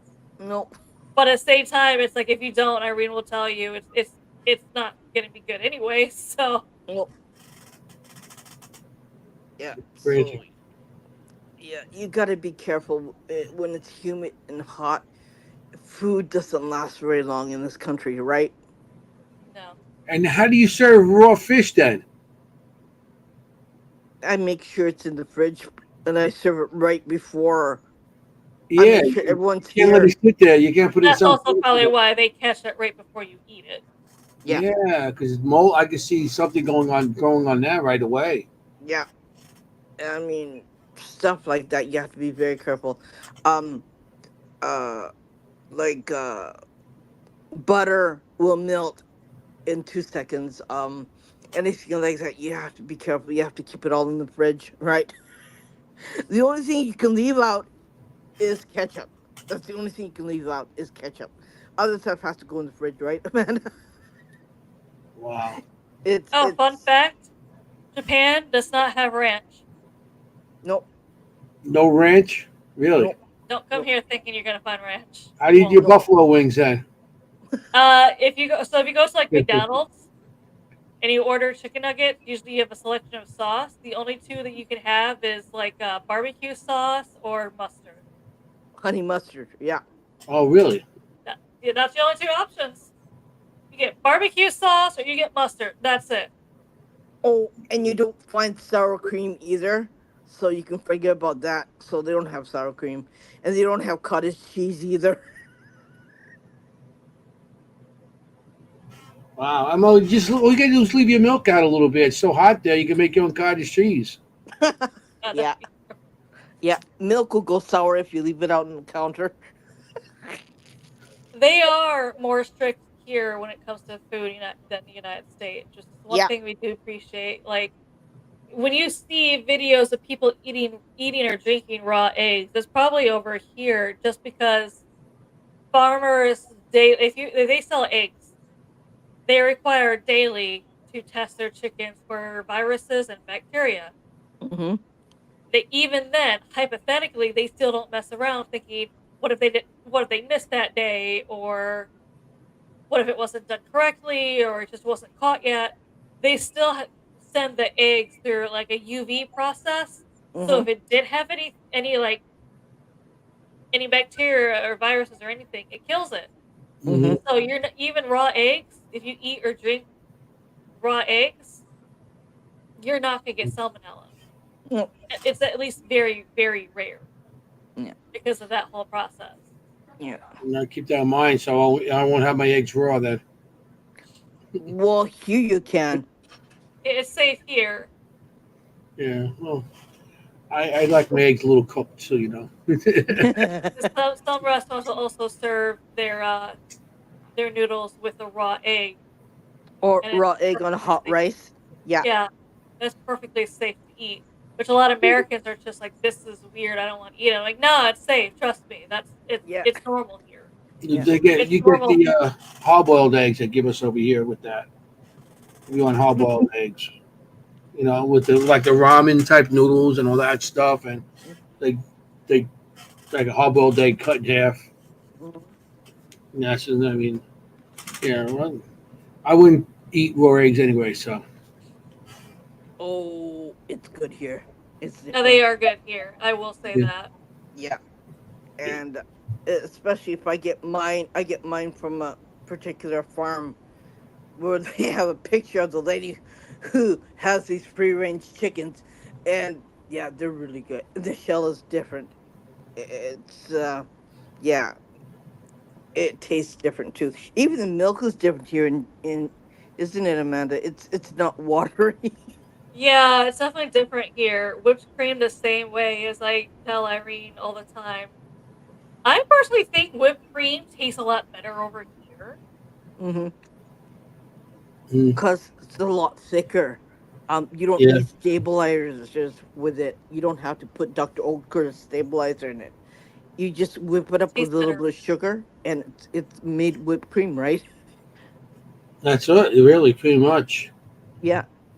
And if you whip it a little bit more, you get butter. Yeah. Well, that's gonna be a little longer to do. Yeah.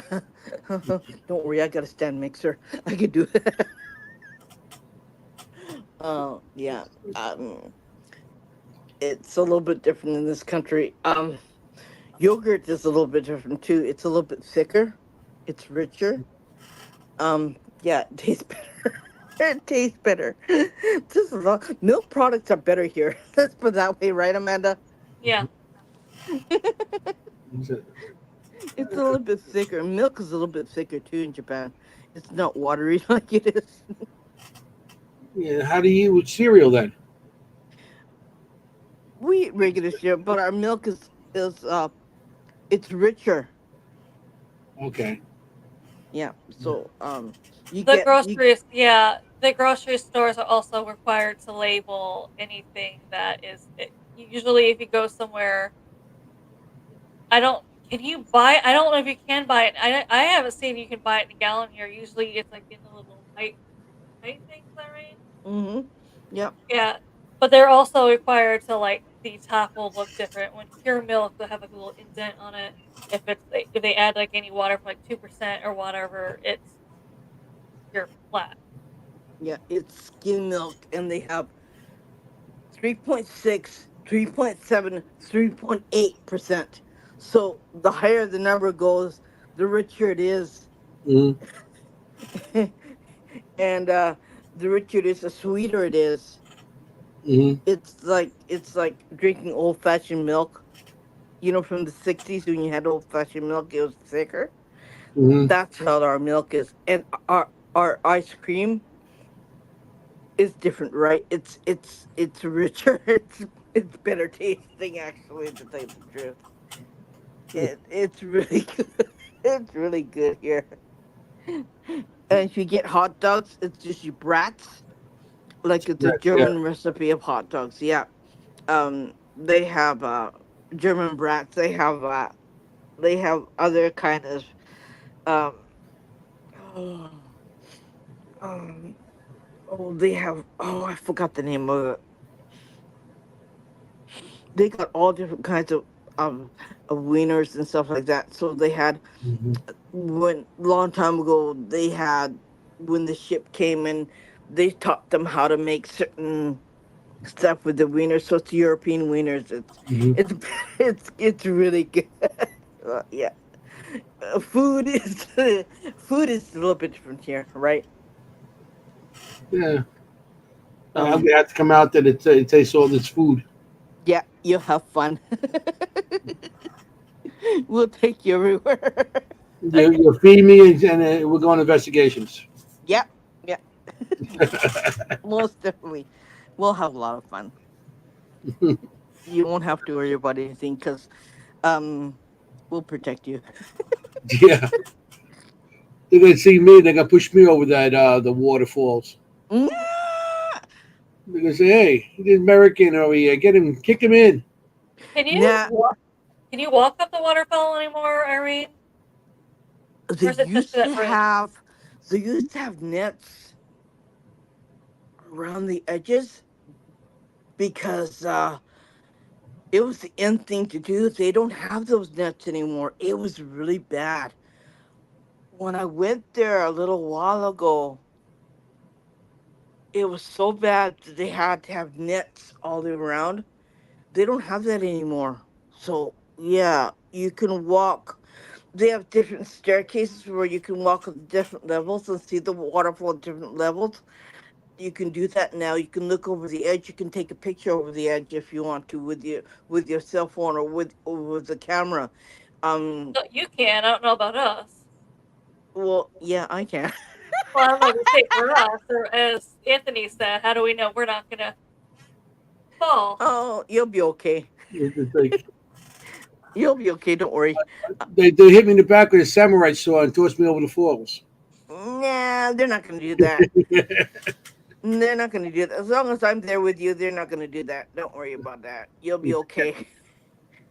I mean, but we had when our friend was there, I had a spirit tell me to blank off, and I said, "Whoa!" I said, "Where did that come from?" Right? It was an old man. He told my friend to blank off, and I said, "Whoa!" He goes, "Where'd that come from?" Oh, that came from over the waterfall. He goes, "You're kidding?" I go, "Nope. I just I heard that." can't. I can't imagine them wanting Americans there to begin with. Yeah, Like especially with the history of what happened, I can't imagine them being thrilled with the Americans visiting. we did kind of like uh kind of like an interview, kind of like thing, a video. I don't know when it's gonna be uploaded. I gotta ask my friend, but yeah, we did a video and did a conversation thing about what happened in the history and stuff like that, and showed how much what my pictures came out. It was really weird because um my friend asked questions, and when I heard it and when they answered in my ears, I could talk. I gave the answers, and I heard one old man said, "Yeah, you blank off." I said, "What?" I said, "Whoa, that wasn't nice." I said, like, yeah, we're no longer at war anymore, and everyone's at peace now. Okay, we're America's our friends now. Okay, they're our allies now. We don't do that anymore. And they said, "Well, I still think you should blank off." I go, "Okay, yeah." And I said, "That was freaky." I said, I think we did that on the investigation. It was kind of like interesting, but we talked about the history. We talked about what happened, and why these people died, and funny thing, my grandfather, when he when the war ended, my grandfather told my grandmother to take the Luger and to kill all the kids and to commit suicide. My grandfather said, "I'll do the same thing." My grandmother said, she was a really wise woman. She said, "You got to be out of your mind. I'm not going to kill my kids, and I'm not going to kill myself either. So you can go and stick that comment up your behind, right?" Yeah. Mhm. So, yeah. I mean, I think a lot of people did that. I think a lot of people wanted to do that, but luckily my grandmother didn't. She didn't believe in doing that, and she said, "No, I'm not going to do that." And yeah, the think that was the in thing to do at that time after the war. So Mhm. yeah, I mean, I think she was. I think they weren't the only ones. I think a lot of people said that too to their wives, and a lot of people went through with it too, and they did it. Wow. Yeah, it's like, yeah, you can't imagine telling your family to do that because you lost the war. I mean, stuff happens, right? Mm-hmm. I'm gonna say this right out. Stuff happens, and you can't blame anybody, and you can't say no, you're wrong, or blah blah blah, because stuff happens, okay, and everything happens, and nothing's right, nothing's wrong, and Mm-hmm. everybody's a human being, and everybody has whatever. They all have their morals. They all have their ideas. They all have their what they feel. It's just, yeah, everyone's the same underneath. And I've learned that you don't judge, and I've learned that you don't, but I just, I can't imagine this day and age thinking that, but Yeah. they did. It's just part of so-called history, right? Mm-hmm. So, yeah, but they're not part of the future. That they ended their time there. Yeah, I don't think their view is ever going to change, though. no, Mm-hmm. I mean, no. they died protecting that whole belief. Yeah, Mm-hmm. So Yeah. So but they died doing that, and they died their beliefs. yeah, Now, their beliefs still going to be their beliefs. They're not going to change them after yeah, death. yeah. It's just, it's a sad time because my friend said at the waterfall, we don't do that. That was never going to happen. And Japan is a free sovereign country. Mm-hmm. And yeah, we're no longer enemies. He told the waterfall that. And what happened was, I think they all listened because they all, I was hearing all kinds of voices coming out of that afterwards when he said that. And it was, and that why did you do that? Like, you didn't have to do that, and no one was going to rule Japan like that after the war, and it wasn't going to happen like that. And I think a lot of a lot of those spirits who did that came out afterwards. When we did that, I took a whole bunch of pictures, and they came out, and everything came out all white. So yeah, it Wow. it it was timing of everything, right? Yeah, it was different. All right. So that's why I want to take you there too. see, I'd love to talk to someone who's investigated in Salem, especially talk to people who did the whole Yeah. witch trial. Just because someone made a good point is obviously we go to Salem now, witches are very celebrated, basically. Mm-hmm. And it's like, Yeah. and everyone said, I wonder how the people who were on trial for it feel about that. Yeah. Yeah. Knowing Who that they were died? wrongly accused and died, and all Yeah. of a sudden you see people freely walk around Mm-hmm. dressed like I witches. wouldn't I, even say they I were know. I die. know I people who would give say they tours were there and killed. everything. So yeah. I think they were killed for just because they were different, right? I think they were killed because people wanted their land. Yeah. Yeah, that's what some of them was, because someone knew that was going to happen, so he made sure he went out and made an ironclad will. So if and when that happened, because he Mm-hmm. knew people who were on that committee wanted his land to try to get it. So he Mm-hmm. made it so, okay, if I die, Yeah. this they cannot take it, and they still try to fight to take it. But Mm-hmm. luckily, they were not able to take it. But yeah, that's basically what also happened at the end. Is they really wanted that land. Yeah, that's what I It's think. land. It's also jealousy from some of the women with the men if they Mm-hmm. didn't want to be with them.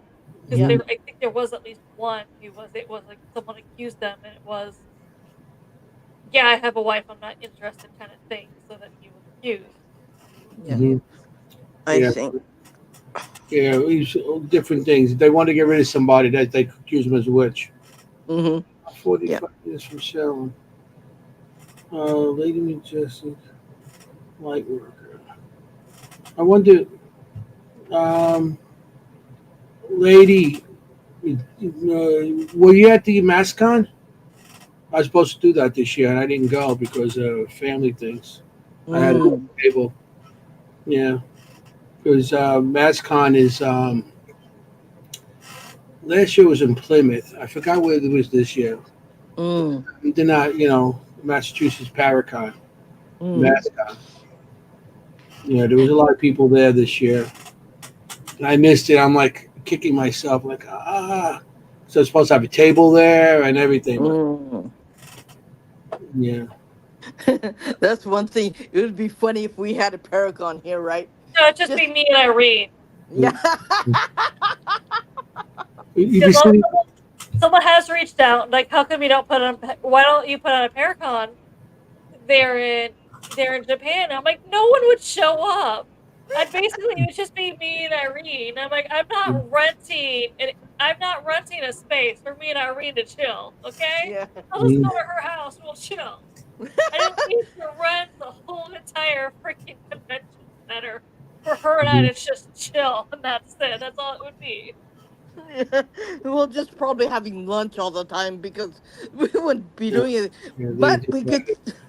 yeah, like But you know, it would be interesting if we sold tickets and have people from America to come because there wouldn't be anybody else. hmm yeah. She said, yeah, they just had the mask on, like it was like a week or two ago, something like that. Mm. 'Cause I'm friends with, I know the guy throwing it, Sam Baltrusis, and I know Patty Negri and all those people, Ron Mm. Lourdes. Um, yeah, the mask con. I was supposed to. I was upset I didn't go this year. So. Mm. Massachusetts. I mean, Salem. I never been to. I've been talking about going there forever.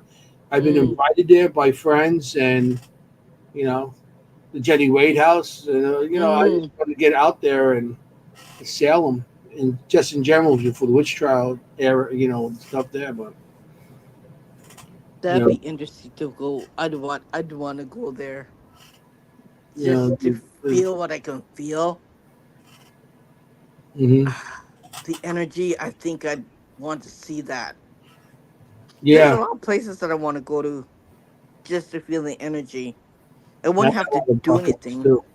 Yeah, I wouldn't have to do anything. I just want to feel the energy, I think. hmm That's one reason why I want to go to Gettysburg, just to feel the energy. No, Gettysburg. you'd probably feel sick from it, Irene. Yeah. Oh, yeah, that's true. I'd There's probably be If remember cooking my the cookies. if the 53,000 died there in three if the days, and then museum people died there afterwards from dysentery and everything else. So more than 53,000 there, and then afterwards, when everybody getting sick from dysentery and because their water was contaminated, or their animals were killed, there was no food. So much more died there than this, what Then they, died in war. then it was reported, right? Hmm. Yeah, More died than was reported. What yeah. do you feel about?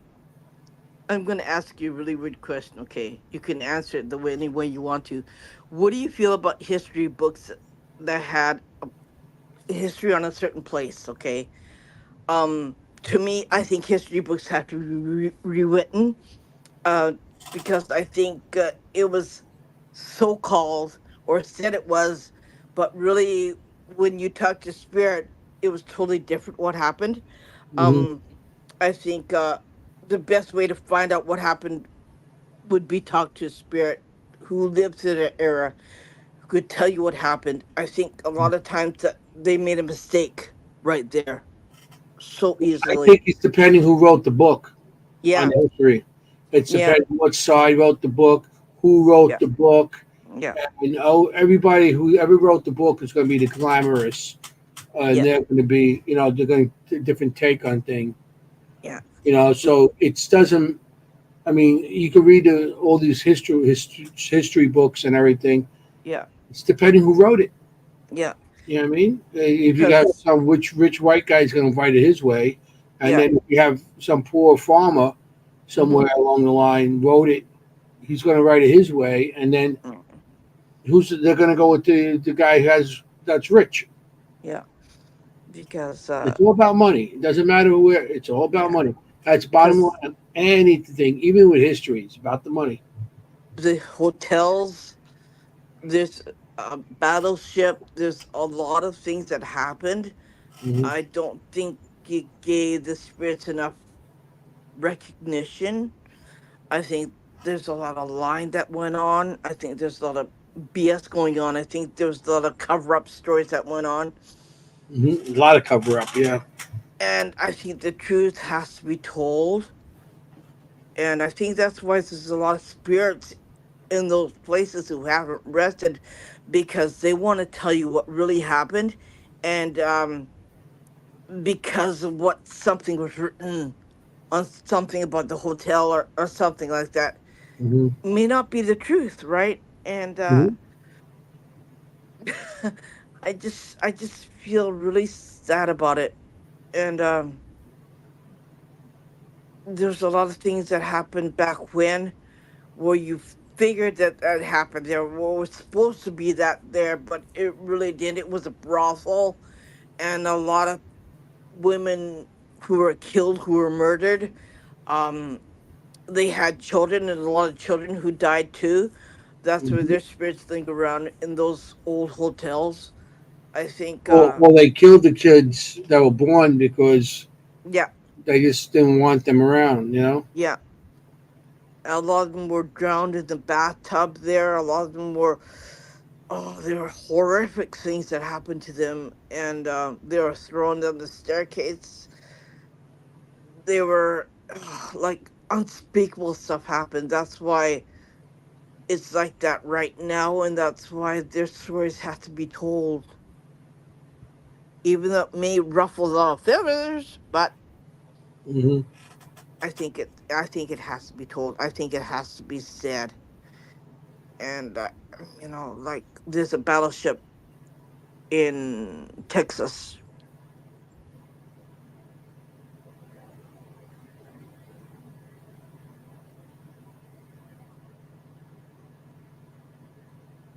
Am I the only one left?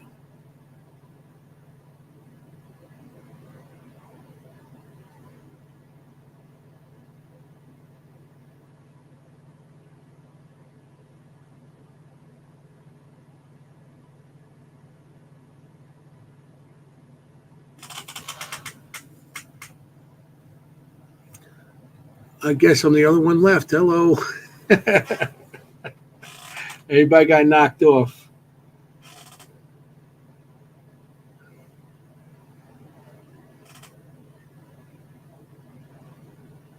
Okay. I got no control to end this. Yeah, Her she body kind of was sit her back. body was thrown over in the ocean, and You they guys were killed her. gone, Well, I Yeah, guess I've been and waiting I was for probably here somebody by to. myself. yeah. And I got, yeah. It was really weird stuff that happens when I talk about subjects. It's not liked. And um, well, I did an investigation, and the way she died was horrific.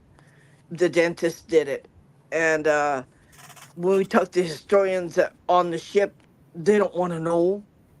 They think that I lied about it, but I don't. I didn't. I talked to this Sarah, who is the name of this lady who what happened to her. And yeah, I just, like, nope, we don't want to talk about it. No. They asked me what happened to her. I said, I'll tell you what happened. This is what happened to her. They said, no, I don't believe that. I said, okay, fine. Like, whatever. But I know, right? It's just a lot of stuff that happened back when. Hmm. That's why their spirits are still lingering, and that's why they can't find peace. And there's one way to do is talk about it, and hope they find peace that way. When we talk about it, when we tell the story, the truth about the story, and hoping that they will find peace, and hoping that they can cross over once you tell the story about them. I think that's really important too, about that also. I don't I don't know how people investigate. I investigate by telling the what happened. Hmm. uh, and I try to find, if they want to cross over, I allow that to happen. I help them. But I mean, if they still want to say that, then that's fine too, But there's a lot of stuff that happened back in these old hotels and when they were brothels and stuff like that. That's why they're still there and they can't leave. And I Yeah. think, and when they have pictures on the main floor of what happened. They have pictures of the people who lived there, who worked in the hotel, and who lived there, and how that's baloney. Right? It's just a lot of baloney, and it's a lot of garbage. So, Hmm. you know, I don't know. I think it has to be told properly Mm. to give them a voice. I think we're the only ones who can do it, right? Yeah. You're the only two in that country that could do it. So Yeah. Yeah. you know that's that's what we're talking. I'm talking to the whole team, Yeah. the whole country's paranormal team. It's right here. Yeah. Yeah, that's basically it. We also say we're the paranormal team. The podcast of paranormal team. Yeah. So We Amanda, need someone to call us. it's 11 o'clock. Okay. We're going to end this for now. Thank you so much, Anthony, for joining us. We'll get back with you for part 2. Maybe Yeah. one day, part 3, part 4, part 20. part five. Hey, it would go. These kids And continue bring going. your team next time when they're not busy. It'll be Yeah, great. Jenny was in the audience, but she came in late. And Hmm. Kim, she works. She's a veterinarian. She works with horses, and Okay. she has to work on certain nights because it's her. It's her. She works at the horse tracks. Mm. So she takes care of the horses at those things. So, but it was great talking to you guys. Yeah. Great. Thank you so much for joining us. We had a blast. Yeah. Yeah, It was great. it was good. I learned a lot of things about your country from you two. That's good. That's our goal for people to at least learn one thing from the Yeah. podcast, at Yeah. least. And And I'll have you on my podcast too, and you could talk about the yeah. locations, especially the waterfall where they could toss me over, and me and Amanda we'd be tossed over if we go up there. I was like, I'm not. I told Irene, I was like, if I miss there, I'm not climbing that. I'm not climbing up. They say, hey, look at There's that nothing. guy. I'm He like, there is doesn't, nothing you can do to make me climb up there. they don't look it. They don't look it. You'd be like, Yeah. yeah, Good Irene, night, climb up, Nancy. man. Nah, I'm good. Yeah, Don't worry. I'll toss you a line. yeah. I mean, everybody in the audience, thank you for coming on. Yeah. Like, I tell mean, I'm Irene, Thank happy. you very much for unfortunately, if watching that us. did happen, she'd still be doing Spooky Japan, but she'd be like, Amanda's right next to me. Trust me. Trust me. Wait, what, Amanda? She said, welcome, everyone. Yeah. Everyone's like, all right, Irene lost it. I All know. right, everyone else, thank you so much for joining us. See you next time. Bye for now. Good. Thank you.